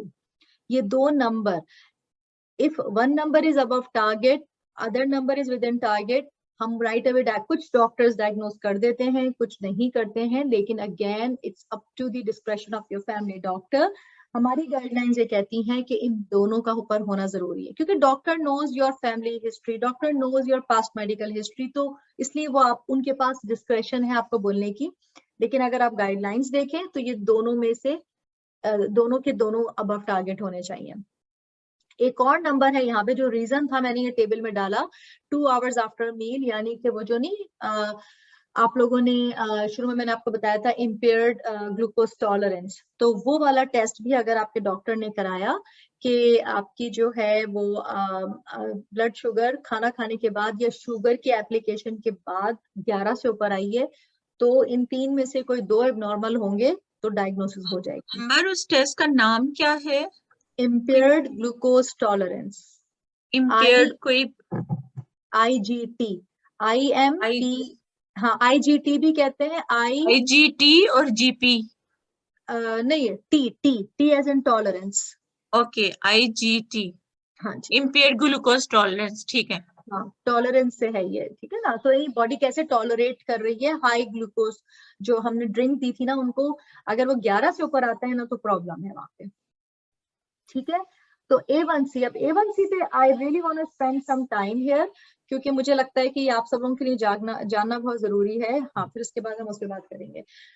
HbA1c जो आखिर का कॉलम है, जो नॉन डायबिटीज पीपल के अंदर हम कहते हैं, जो नॉन डायबिटीज पीपल में हम चाहते हैं कि वो नंबर हमारा 6 से कम हो। तो ये होता क्या है, ठीक है, तो आप क्यों सोचें, आप लोगों को सबको पता है कि बॉडी के अंदर हीमोग्लोबिन होता है, सबको पता है ना, रेड ब्लड सेल का नाम भी बहुत सुना होगा हम सब ने। खून की कमी हो गई है, खून की कमी हो गई है, हीमोग्लोबिन लो हो गया, ये सारी बातें आप लोगों ने सुनी जरूर होंगी। आज अभी जो मैं इस स्पेसिफिक एग्जाम्पल की बात कर रही हूँ उसका ताल्लुक हमारे रेड ब्लड सेल से है। नेचुरली, कुदरती तौर पर रेड ब्लड सेल के ऊपर शुगर के मॉलिक्यूल लगे हुए होते हैं। अब दिमाग में कोई ऐसी चीज नहीं आए कि एक लाल रंग की बॉल है और उस पे सफेद कलर के शुगर अटैच हुए हुए हैं, इट इज एब्सोल्युटली नॉर्मल, ठीक है। लेकिन क्या हुआ, वो वाली जो डायग्राम थी पीछे वाली, जिसमें क्या हो रहा था कि जब मैंने खाना खाया, इंसुलिन कम बनी, तो इतना सारा शुगर ब्लड के अंदर फालतू में चला गया। तो जब रेड ब्लड सेल के आसपास शुगर ज्यादा होगी तो उस पर शुगर ज्यादा अटैच हो जाएगी, ठीक है ना। तो ये जो है प्रॉब्लम, ये इंडिकेट करेगा कि मेरी बॉडी के अंदर ब्लड शुगर ऑलवेज हाई है। इसी वजह से HbA1c is a very strong indicator for the diagnosis of diabetes. और जो एक और इंटरेस्टिंग फैक्ट है, ये ऐसा नहीं होता कि इस पे अभी चिपक गया फिर निकल गया, नहीं, चिपक गया तो चिपक गया, और वो एक दिन में नहीं चिपका, वो पिछले 3 महीनों में जो मेरी blood sugar all the time high थी ना, कि मेरी बॉडी में ना इंसुलिन नहीं थी, इंसुलिन काम नहीं कर रही थी, वो शुगर उस पर अटैच हो गई। और वो शुगर जो है ना, वो हमें जब हम ब्लड टेस्ट करवाते हैं तो हमें HbA1c की सूरत में वो परसेंटेज दिखती है। अगर वो परसेंटेज 6 से कम है, वेरी गुड जॉब, आपको शुगर नहीं है। फिर भी कुछ डॉक्टर्स जो ज्यादा कॉन्शियस होते हैं, जैसे कि मेरी फैमिली डॉक्टर है, मेरा 5.8 भी आता है ना, तो वो मुझे डराती है ये कहकर कि you are at high risk. क्योंकि, और मैं अपनी एग्जांपल आप लोगों के साथ शेयर कर रही हूँ, क्योंकि मेरी फैमिली में डायबिटीज है, मैं साउथ एशियन हूँ और डेफिनेटली 40 से ऊपर हूँ, तो वो क्या कहती है कि your A1C should not be even 5.8, मतलब वो मेरे लिए वरी करती है, जो कि आई एग्री विद हर। तो आप सब लोग भी अपनी सेहत, अपनी हेल्थ जानते हैं, तो हम आइडियली चाहेंगे 6 से कम में नॉन डायबिटीज है और वो उससे और भी कम हो। 6 से 6.4 के दरमियान प्री डायबिटीज है, और 6.5 से ऊपर होगी तो वो टाइप 2 डायबिटीज है, ठीक है। अगर 7 से ऊपर है तो अनकंट्रोल है, 7 से ऊपर है आपको दवाइयों की जरूरत है, 7 से नीचे है तो आप अपनी डायबिटीज की मैनेजमेंट जो है वो कर सकते हैं डाइट और एक्सरसाइज की मदद से, ठीक है। तो ये आ गई diagram, management of diabetes meaning feeling good and living healthier with diabetes. हम सब यही चाहते हैं, राइट, कि मुझे ऑब्वियसली मैं अपना HbA1c कम चाहूंगी 6 से, लेकिन अगर आ भी गया ऊपर तो मैं चाहूंगी कि सबका A1C जो है ना वो 7 से कम हो, ताकि हमें पता हो कि जी हमारी जो डायबिटीज है वो अंडर कंट्रोल है, कॉम्प्लिकेशंस का रिस्क कम है, और we feel good and we live healthy. Diabetes के मैनेजमेंट के लिए हमने ये डायग्राम यहाँ बनाई है, जिसमें मैंने पूरी कोशिश करी थी कि मैं आप लोगों को इस तरह समझाऊं कि ये एक ऐसा ट्राइंगल है जिसकी हर साइड इक्वल है। हम अपनी मैथमेटिकल जबान में बोलते हैं इक्वलेटरल ट्राइंगल, यानी ऑल साइड्स आर इक्वल। ताकि ये मैं बताना ये चाह रही थी कि इसमें तीनों चीजों की इक्वल इंपॉर्टेंस है। आप ये नहीं कह सकते कि मेडिकेशन इंपॉर्टेंट है, आप ये नहीं कह सकते कि डाइट ज्यादा इंपॉर्टेंट है, आप ये नहीं कह सकते कि एक्सरसाइज ज्यादा इंपॉर्टेंट है, तीनों इक्वली इंपॉर्टेंट है, diet, exercise and medication.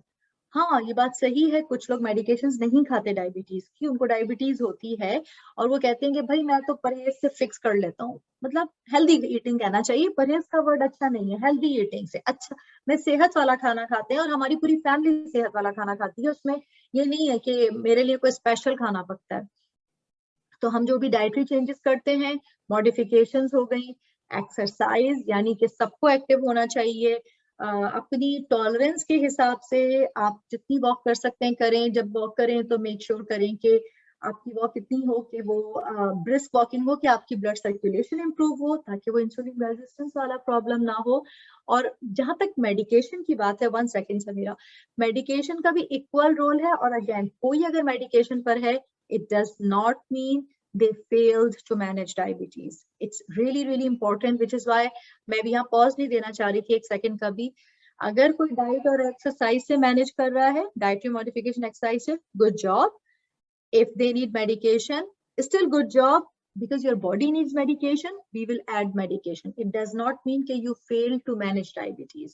All 3 things are equally important. All 3 things are needed to manage diabetes. Centre में आ गया मॉनिटरिंग। मॉनिटरिंग मतलब हर 3 महीने ब्लड वर्क करवाना। घरों में भी कुछ लोग शुगर चेक करते हैं एज पर देयर नीड, और वो मोस्टली अगर मैं अपने 1-on-1 सेशन में रिकमेंड करती हूँ। यस समीरा। यस मैम, वो जो अभी आपने मुझे बोला था कि आप अपने टेस्ट करवा दें, क्या आप मुझे लिख कर सेंड कर सकती हैं? HbA1c जो अभी नहीं, आपने जो पढ़ा बोन ना, के लिए, ये बोन के लिखा हुआ लिए। है यहाँ पे थर्ड बोन का है, बोन मास डेंसिटी ओके, ये वाला है। ओके ओके, हाँ थैंक बोन, मीरा मैं आपको बता दूंगी, हाँ okay thank ma'am, you. Okay okay, मैं थैंक यू। लिख और दूंगी। सेकंडली मुझे पूछना था, मेरा वेट कितना होना चाहिए? ये असेसमेंट तो हाइट के हिसाब से होती है, कोई मैजिकल नंबर नहीं है।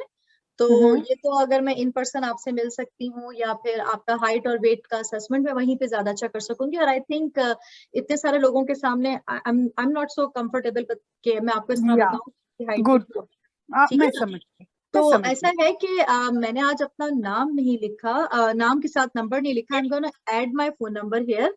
अगर आप ओके, इंटरेस्टेड हैं तो आप गुलनाज को भी कह सकती हैं और ठीक इस है। नंबर पे फोन करके अपॉइंटमेंट भी बना सकती है मेरे साथ। ओके मैं okay, every thank Tuesday you four so corners much. जाती हूँ और ओके वहाँ से आप फोन करके बना सकती हैं appointment. Okay, every thank you only so much, Tuesday को जाती हूँ मैं, ठीक थैंक है, you so much, no thank you so much. Problem. अच्छा, अब जो मेरे पास आगे की 3 स्लाइड्स हैं, we are almost at the end, 5:30 हो गए।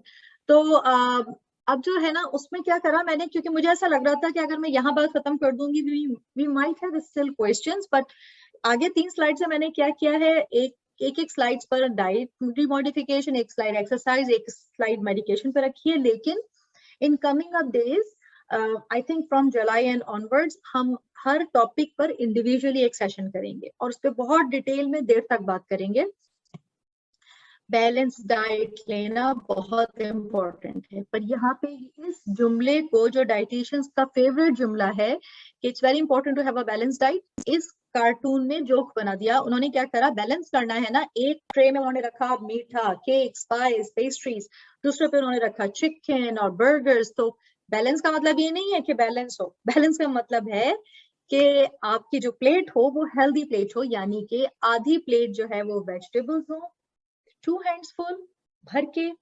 अगर पकी हुई सब्जी खा रहे हैं तो कोशिश करें, जैसे भिंडी पकती है हम लोग के घरों में, गोभी पकती है, मिक्स सब्जी बनती है, पालक बनती है, आपने जैसे वो तकरीबन 1 फुल कटोरी 2 दफा चम्मच से लेना पड़े या 3 दफा लेना पड़े, based on the size of your चम्मच। वो आपकी अगर कच्ची सब्जी है तो आधी प्लेट भरी हुई हो, अगर पकी हुई सब्जी है तो जाहिर सी बात है 3/4 तो भरी होगी। आसान एग्जाम्पल है 1 कटोरी, ये तो हो गई सब्जी, आधी प्लेट। अब आ गया ये वाला हिस्सा प्लेट का जिसमें नॉन वेज भी दिख रहा है और वेज भी दिख रहा है, यानी कि ये है प्रोटीन। तो प्रोटीन होता है दालों में, प्रोटीन होता है बीन्स में, प्रोटीन होता है नट्स में, बादाम, पिस्ते, अखरोट, मूंगफली, प्रोटीन होता है पनीर में, प्रोटीन होता है अंडे में, और फिर नॉन वेज एग्जाम्पल्स आ गई, यानी कि चिकन, फिश और बीफ या जो भी जो खाता है। ये आपकी हर प्लेट में होना चाहिए, सारी चीजें नहीं, कोई एक चीज। अगर आपकी आज मेन्यू में दाल है, पालक है, परफेक्ट हो गया, पालक मेरी सब्जी हो गई। मैंने अच्छी ऐसे एक तो प्रॉपर कटोरी पालक ली, मैंने एक प्रॉपर कटोरी दाल ली, और फिर ये जो लास्ट वाला क्वार्टर है वो है मेरी कार्बोहाइड्रेट का, जो कि रोटी भी हो सकती है, ब्रेड भी हो सकती है, पास्ता, कॉर्न, आलू, आलू या चावल, ये सारे एग्जाम्पल्स हैं कार्बोहाइड्रेट के। और आलू अगर पालक के साथ डला हुआ है तो you need to make sure कि मैंने अपनी रोटी पे थोड़ा हल्का हाथ रखना है, कि अगर मैं 1.5 रोटी खाती थी तो आज मैं 1 रोटी खाऊंगी, क्योंकि मेरी सब्जी में भी आलू मौजूद है। मैं इसलिए इसकी स्पेसिफिक एग्जाम्पल दे रही हूँ कि ऑब्वियसली हम साउथ एशियन कल्चर के अंदर हम कोई सब्जी बिना आलू के नहीं पकाते, मतलब कोई नहीं, मोस्ट ऑफ द सब्जियां वी कुक विद आलू। एक और चीज यहाँ मैं एक्सप्लेन करना चाहूंगी, आपने देखा कि यहाँ पे भी इन्होंने लेंटल एंड बीन्स इधर भी बनाया और इधर भी बना दिया। तो इसकी वजह ये नहीं है कि बाय मिस्टेक यहाँ से यहाँ चिपक गया था, इसकी वजह ये है कि लेंटल एंड बीन्स में क्या होता है, प्रोटीन होते हैं, राइट, लेकिन लेंटल्स एंड बीन्स में स्टार्च भी होता है और फाइबर भी होता है। तो अगर मैंने 1 कटोरी या 1 कटोरी से ज्यादा मैं दाल खा रही हूँ, मुझे बहुत पसंद है, मैं प्रॉब्लम नहीं, अगेंस्ट नहीं है उसमें, लेकिन उसमें हमें थोड़ा सा माइंडफुल होना पड़ेगा कि उसमें मुझे फाइबर मिल रहा है, जो कि तो कोई मसले की बात नहीं है, लेकिन उसमें कार्बोहाइड्रेट भी है।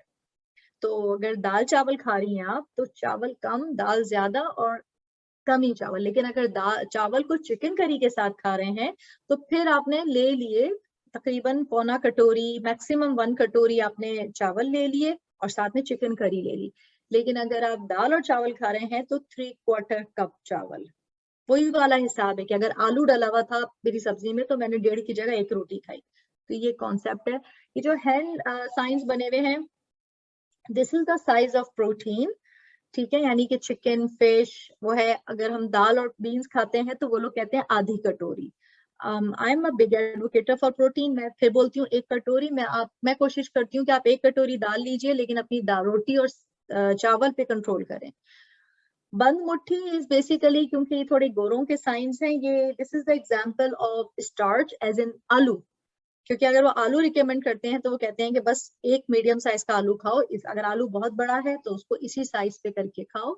और अगर मैं, चूंकि हम लोग तो देसी हैं, हम तो रोटी चावल खाते हैं, राइट, तो अगर रोटी है तो बेसिकली मैं बोलूंगी 1 रोटी 8 इंच की, दैट्स इट। हमारे डाइटिशियंस कुछ आपको चेंज की 1 रोटी बोलेंगे, I am a little flexible, मगर मैं जब बोल रही हूँ 8 इंच की 1 रोटी, तो it has to be 1 roti, no more than 1 roti, 8 inch की पतली वाली। और अगर आलू मौजूद है तो फिर और कम करना शुरू कर दो, क्योंकि हमें बैलेंस करना है। अच्छा, दूसरा जो एग्जाम्पल बनाई हुई है इन्होंने यहाँ पे, मैं देख लूं जल्दी से, हाँ, ये 1 हाथ इज 1 कटोरी। तो अगर मुझे सब्जी खानी है तो 2 हाथ, और अगर एक कच्ची और एक पक्की सब्जी है तो मैंने 1 हाथ पकी हुई सब्जी और साथ में मैंने क्यूकम्बर काट लिया, टोटली फाइन। छोटा सा थम इज योर ऑयल इनटेक, ये कमी होना चाहिए। Fried food is not healthy eating. तो I really want to refer back to Gulna's question कि अगर जो गोली खा रही हूँ मैं और मैं सबकी तरह खाना खा सकती हूँ, बिल्कुल। तो लेकिन होना क्या चाहिए फिर, सबके लिए ऐसे ही हेल्दी खाना पकना चाहिए। आप लोग बस अपनी ये छोटी छोटी से हमारी मैंने वर्ड भी डाइटरी मॉडिफिकेशंस का यूज किया था, आदत रखें कि भाई सब्जी पकनी है, क्योंकि अक्सर घरों में हमारे यहाँ क्या होता है, अगर सब्जी पक गई तो हम सब्जी रोटी खा रहे होते हैं। कोशिश करें कि प्रोटीन जरूर हो किसी भी फॉर्म में, और कुछ नहीं तो टोफू ही डाल दें सब्जी में, और कुछ नहीं तो थोड़ी दाल पका लें। तो दाल हो गई ये वाला पार्ट, सॉरी आप लोग को ये दिखेगा एरो, दाल हो गई या कोई प्रोटीन हो गया। फिर हमने कोई सब्जी रखी, सब्जी इनफ नहीं है कि हर फैमिली मेंबर अगर इतनी सारी लेगा तो कम पड़ सकती है, तो थोड़ा क्यूकम्बर काट लिया, थोड़ा खीरा काट ली, प्याज काट ली, टमाटर काट लिया, ब्रोकली रख दी, ताकि कच्ची सब्जी भी आ जाए, और फिर वही रोटी और चावल का controlled portion, it is totally fine. तो अगर हम सब यही खा रहे हैं, नो प्रॉब्लम। फ्राइड फूड कम से कम खाएं तो बेहतर है, क्योंकि it's only oil and it's not good for your heart health. As I promised, a little bit of physical activity as a management of diabetes. तो सारे किस्म की एक्सरसाइजेस रिकमेंडेड हैं। सबसे इजी जो है वो एरोबिक एक्सरसाइज की एग्जांपल दी जाती है, 150 मिनट्स पर वीक, यानी कि मैं चाहूँ तो रोज 20 मिनट करूँ, चाहूँ तो 30 मिनट 5 दफा करूँ, 150 मिनट करने के लिए हफ्ते के। कुछ लोग कहते हैं कि भाई हमसे रोज रोज नहीं होता, हम एक दफा घर से निकलते हैं, घंटे की वॉक करके आ जाते हैं, कोई मसला नहीं है। 150 मिनट होते हैं 2.5 घंटा। अगर आपको घंटे की वॉक करना आसान लगता है तो आप हफ्ते में 3 दफा 1 घंटे की वॉक कर लीजिए, benefit will still be there. और बेनिफिट क्या था? Improvement in insulin resistance. वो जो प्रॉब्लम हो रही थी ना, और वो जो ग्लूकोज अपटेक नहीं हो रहा था, वो जो बताया था मैंने आप लोगों को कि इंसुलिन लेकर आता है ऊपर, अंदर नहीं ड्रॉप कर सकता, ऐसे इसको छोड़ नहीं सकता, ये वाली प्रॉब्लम इंप्रूव होती है फिजिकल एक्टिविटी से। लेकिन फिजिकल एक्टिविटी क्या होनी चाहिए? Aerobic physical activity, brisk walking for minimum 15 minutes और aiming for 150 minutes per week। यहाँ पे मैंने कुछ वेट्स भी रखे हैं, तो वो रेजिस्टेंस एक्सरसाइज जो कि आप चाहें तो अपने घर में बैठे बैठे भी आप कर सकते हैं, कि ये आपने हाथ में एक वेट लिया और उससे आपने करा, तो ये जो हमारे मसल्स होते हैं उनकी रेजिस्टेंस होती है। कुछ लोग ये करते हैं। I'm nowhere close to a trainer, मैं ट्रेनर नहीं हूँ, लेकिन हफ्ते में 2 दिन भी अगर आप पुशअप्स करते हैं, सिटअप्स करते हैं for 15 minutes, that will count for resistance exercise. तो 150 minute aerobic exercise, walking, running, jogging, dancing, swimming, all are example of aerobic exercise. Last pillar for diabetes management is medication. Medications मुख्तलिफ किस्म की available है market में, और मैंने यहाँ पे पर्पसली जो है वो इंजेक्शन भी रखा है, और मैंने यहाँ पे पर्पसली गोलियां भी लगाई थी, क्योंकि डायबिटीज की मैनेजमेंट के लिए with new science and technology हमारे पास गोलियों के साथ साथ नॉन इंसुलिन इंजेक्टेबल्स भी हैं। ठीक है, उनको हम जान के नॉन इंसुलिन इंजेक्टेबल्स कह रहे हैं, क्योंकि वो इंसुलिन नहीं है। तो इंसुलिन भी इंजेक्शन से लगता है, यू आर राइट। और ये एक और दवा है जो इंजेक्शन की तरह होती है, अब तो सभी पेन की तरह आते हैं, बिल्कुल ऐसे ही पेन होता है जो यहाँ पे रख के बस उसको दबा दो, और वो भी नॉन इंसुलिन होता है लेकिन इंजेक्शन होता है। दवाइयाँ जैसे डॉक्टर रिकमेंड करे प्लीज लीजिए, और please do not share your medication with your family members, with husband and wife, don't do that. चाहे सेम नाम की हो, कुछ भी हो, बेस्ट यही है कि वो जाके अपनी दवा लेकर आ जाएं, क्योंकि यही सही रहता है। यहाँ पर एक जोक है छोटा सा कि पेशेंट जाके डॉक्टर से कह रहा है कि right now I take a blue pill, purple pill, orange pill, white pill and yellow pill, colours बता रहा है अपनी सारी गोलियों के। I need you to prescribe a green pill to complete my collection. तो क्या लगता है आपको, ये आदमी अक्लमंद है? कलेक्शन पूरी करने के लिए मांग रहा है हरे रंग की गोली? बिल्कुल भी नहीं। मुझे पता है आप लोग म्यूट हैं, लेकिन आप लोग इतने समझदार हैं कि इन साहब की बात को आपको भी बेवकूफी लगेगी। दवाइयाँ कलेक्शन नहीं होती, दवाइयों में कोई हमें मेडल नहीं मिल रहा होता कि ओहो मेरे पास इतनी दवाइयाँ हैं, या ओहो मैं तो एक भी दवाई नहीं खाती। ये कोई ऐसा क्राइटेरिया नहीं है। दवाइयाँ is for your health condition, to improve your health condition, right.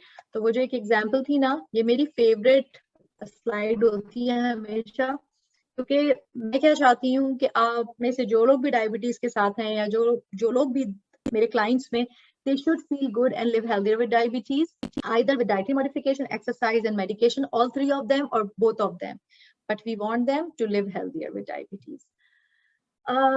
कुछ लोग घर में शुगर चेक करते हैं, तो ये मैंने स्लाइड इसलिए ऐड करी थी मॉनिटरिंग की वजह से। जो मॉनिटरिंग का पीस नहीं था ना बीच में, ये उसके लिए मैंने ऐड करी थी। तो जो लोग घर में शुगर चेक करते हैं, उन लोगों को अगर वो लोग बिफोर मील और 2 आवर्स आफ्टर मील चेक करते हैं, तो उसके टारगेट्स बात करना चाह रही थी मैं। तो टारगेट्स क्या होते हैं बिफोर मील या फास्टिंग के? 4 से 7। अगर 2 घंटे के बाद आप चेक करते हैं, और करना भी चाहिए ताकि आपको पता चले कि खाने से मेरे शुगर पे क्या असर पड़ रहा है, वो होना चाहिए 5 से 10। जिनकी शुगर A1 है, कंट्रोल है, टारगेट ऑफ A1C जो है वो 7 से कम है। अगर टारगेट अचीव नहीं हुए हैं, तो फिर उनकी शुगर, उनको जो 2 आवर्स आफ्टर मील है, वो 5 से 8 के दरमियान होना चाहिए। A1C 7 से कम होना चाहिए जिनको डायबिटीज है। तो ये 3 तरीके होते हैं मॉनिटरिंग के। घर में शुगर टेस्ट करना, मतलब एक्चुअली तो 2 ही हैं, लेकिन मैं टारगेट्स के हवाले से बात कर रही थी। तो खाने के पहले के नंबर 4 से 7, खाने के बाद के नंबर 5 से 10, और 3 महीने का एवरेज 7 से कम। अगर मेरा ये सब आ रहा है, my diabetes is not bothering me and I will not bother my diabetes, ठीक है ना। ये थी हमारी आज की प्रेजेंटेशन। अब अगर आपके पास यहाँ पे कोई क्वेश्चंस हैं तो feel free to ask me. मैं इस स्लाइड को यहाँ से हटा रही हूँ ताकि आप लोगों की मुझे सबकी शक्लें दिखें और मैं देख सकूं अगर कोई रेज हैंड कर रहा है तो। जी गीता जी। गीता आप पूछे सवाल। हाँ जी, मेरे को टाइप 2 डायबिटीज है। हाँ हाँ। मेरे हाथ में बहुत वो होता है, कभी कभी एकदम सनसनाहट में कैसे जैसा लगता है, कभी कभी खिंचाव भी होती है, जैसे खाना बनाने तो करछी तकलीफ होती है, नर्व का दर्द होता है आपके हाथ में? नहीं, दर्द नहीं होता है, स्पेशली फिंगर टिप्स में इज सम प्रॉब्लम। ओके। और आपको शुगर कब से आंटी? डॉक्टर साहब ऐसे लगता होगा शुगर तो बहुत दिनों से है, बट मैं मेडिकेशन लेती हूँ और कांस्टेंट टच में रहती हूँ। घर में भी ब्लड शुगर देखती हूँ, उनको एक कंट्रोल में ही है। पर ये होता है, क्यों होता है, इसको कैसे क्या करे। और सब डाइटरी एंड एक्सरसाइज भी करती हूँ, वॉकिंग में जाती हूँ, काफी वॉक करती हूँ, फिटबिट पहन के रखती हूँ।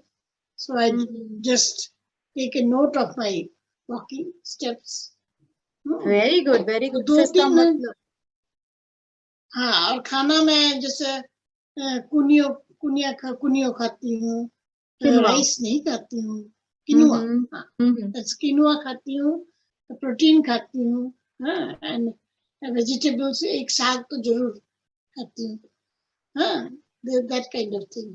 दही भी खाती हूँ। That sounds so good aunty. मतलब ये आपकी डाइट हेल्दी है, आप गोलियां पाबंदी से खाती हैं, आप डॉक्टर से इन टच में रहती हैं। तो ये जो आप तकलीफ बता रही है ना कि जैसे आपकी उंगलियों में दर्द होता है, मेरी जो ऑब्वियसली लिमिटेड नॉलेज है डायबिटीज की, उसमें मुझे एकदम डायरेक्ट कनेक्शन नहीं दिख रहा। जब लोगों की शुगर आउट ऑफ कंट्रोल होती है ना, तो मोस्टली उनको पैरों में दर्द होते हैं या पैरों में आग निकलती है। उंगलियों का मैंने एग्जाम्पल, ठीक है, हाँ, और उंगलियों की एग्जाम्पल मैंने बहुत कम सुनी है। इसलिए मैं आपको रिकमेंड करूंगी, क्योंकि जब मेरे पास एक सवाल का जवाब नहीं है, तो बेस्ट यही है कि आप डॉक्टर साहब से डिस्कस करें, अपने फैमिली डॉक्टर से। और एक और टेस्ट होता है आंटी, नर्व्स का टेस्ट। नर्व्स का टेस्ट यानी जो नसें हमारे मैसेजेस लेके जाती है ना यहाँ पे, उनका टेस्ट होता है। Maybe it's not related to diabetes, हर चीज को हम डायबिटीज से नहीं रिलेट कर सकते, और मे बी मेरी नॉलेज में नहीं है, लेकिन आई हाईली रिकमेंड यू कि इसके लिए आप अपने डॉक्टर से एक दफा जरूर कनेक्ट करें और देखें कि उनके पास क्या क्या इसके पॉसिबल टेस्ट और असेसमेंट्स हो सकते हैं। ठीक है। That's all.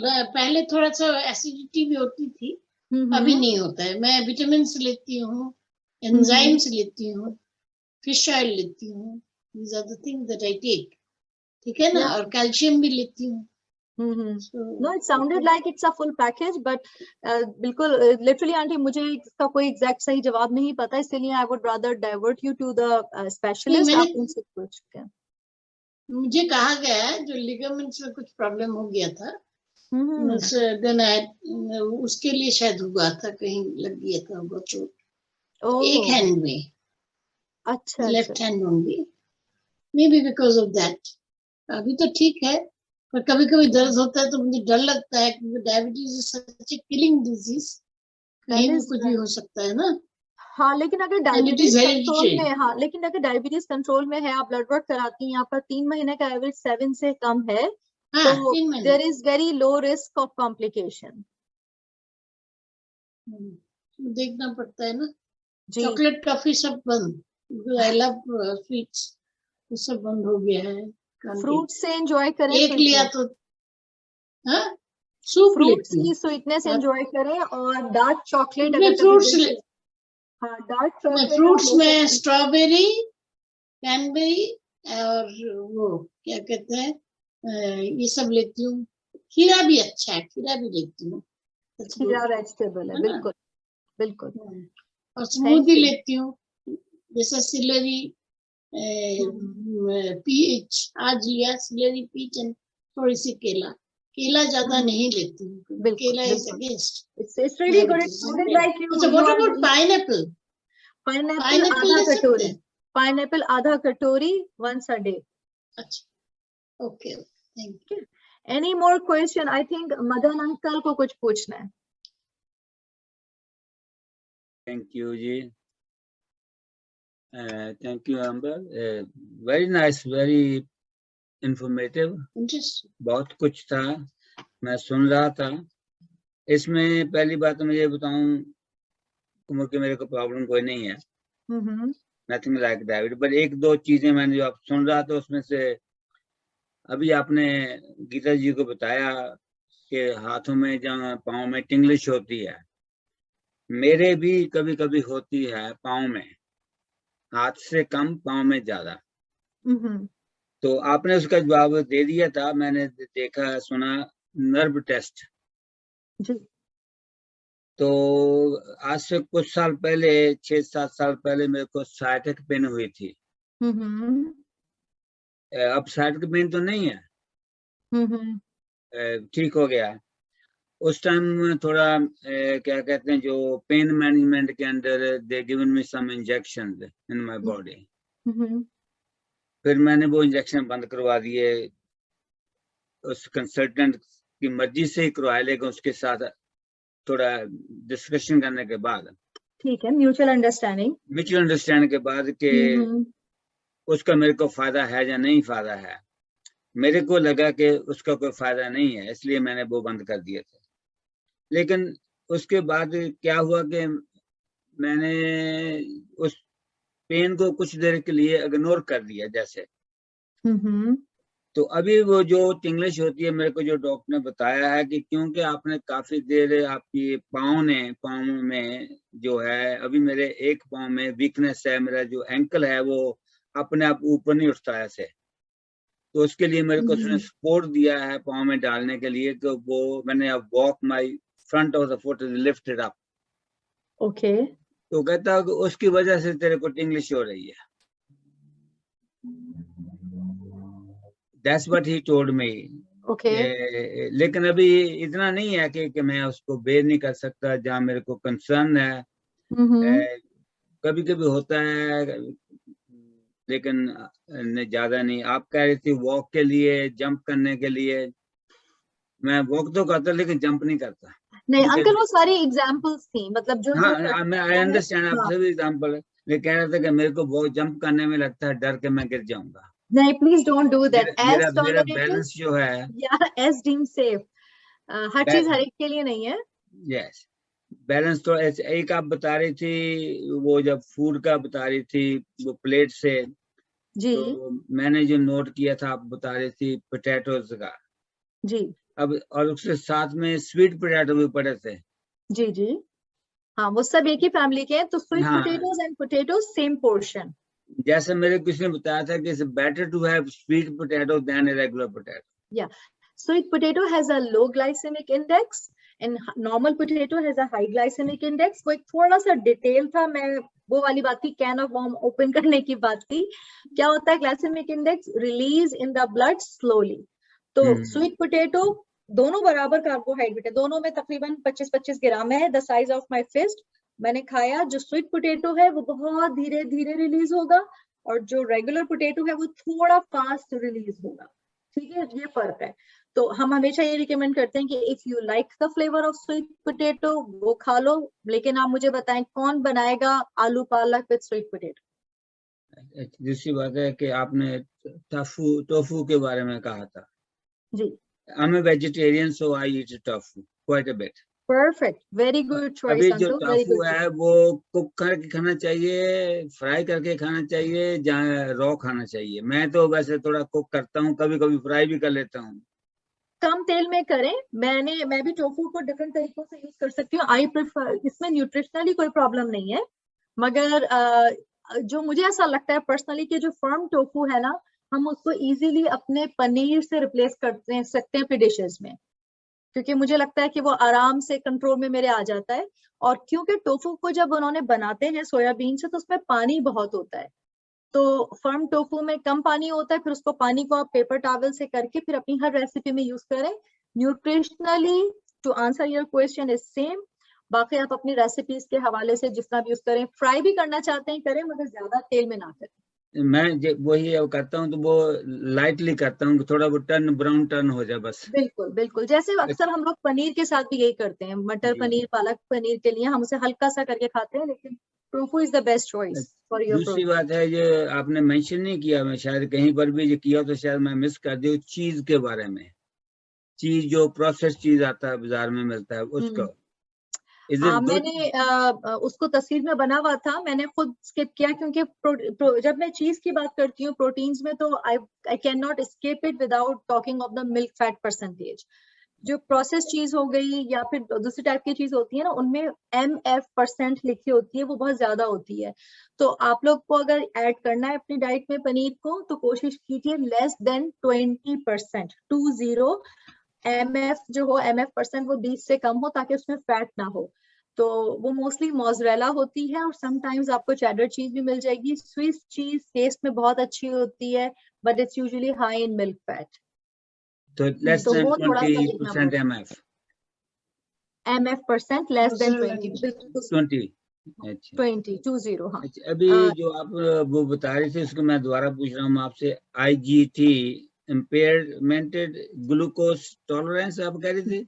जी जी, उसको इम्पेयर्ड थोड़ा ग्लूकोज दोबारा एक्सप्लेन टॉलरेंस। कर देंगे प्लीज?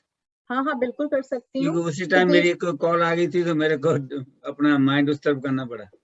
आई थिंक जब अंकल वैसे भी रिकॉर्डेड भी है ये, और अच्छा। फेसबुक पे भी है, आपको चलो उस पे भी वो मिल मैं जाएगा। बाद में वैसे देख बता लूंगा। रही हूँ मैं आपको। चलो मैं बाद में देख लूंगा वो फिर। चलें, ठीक है ठीक है। थैंक यू जी, नो प्रॉब्लम अंकल, नो बहुत प्रॉब्लम। अच्छा था, very good, learn a lot. Thank you, means a lot. Thank you.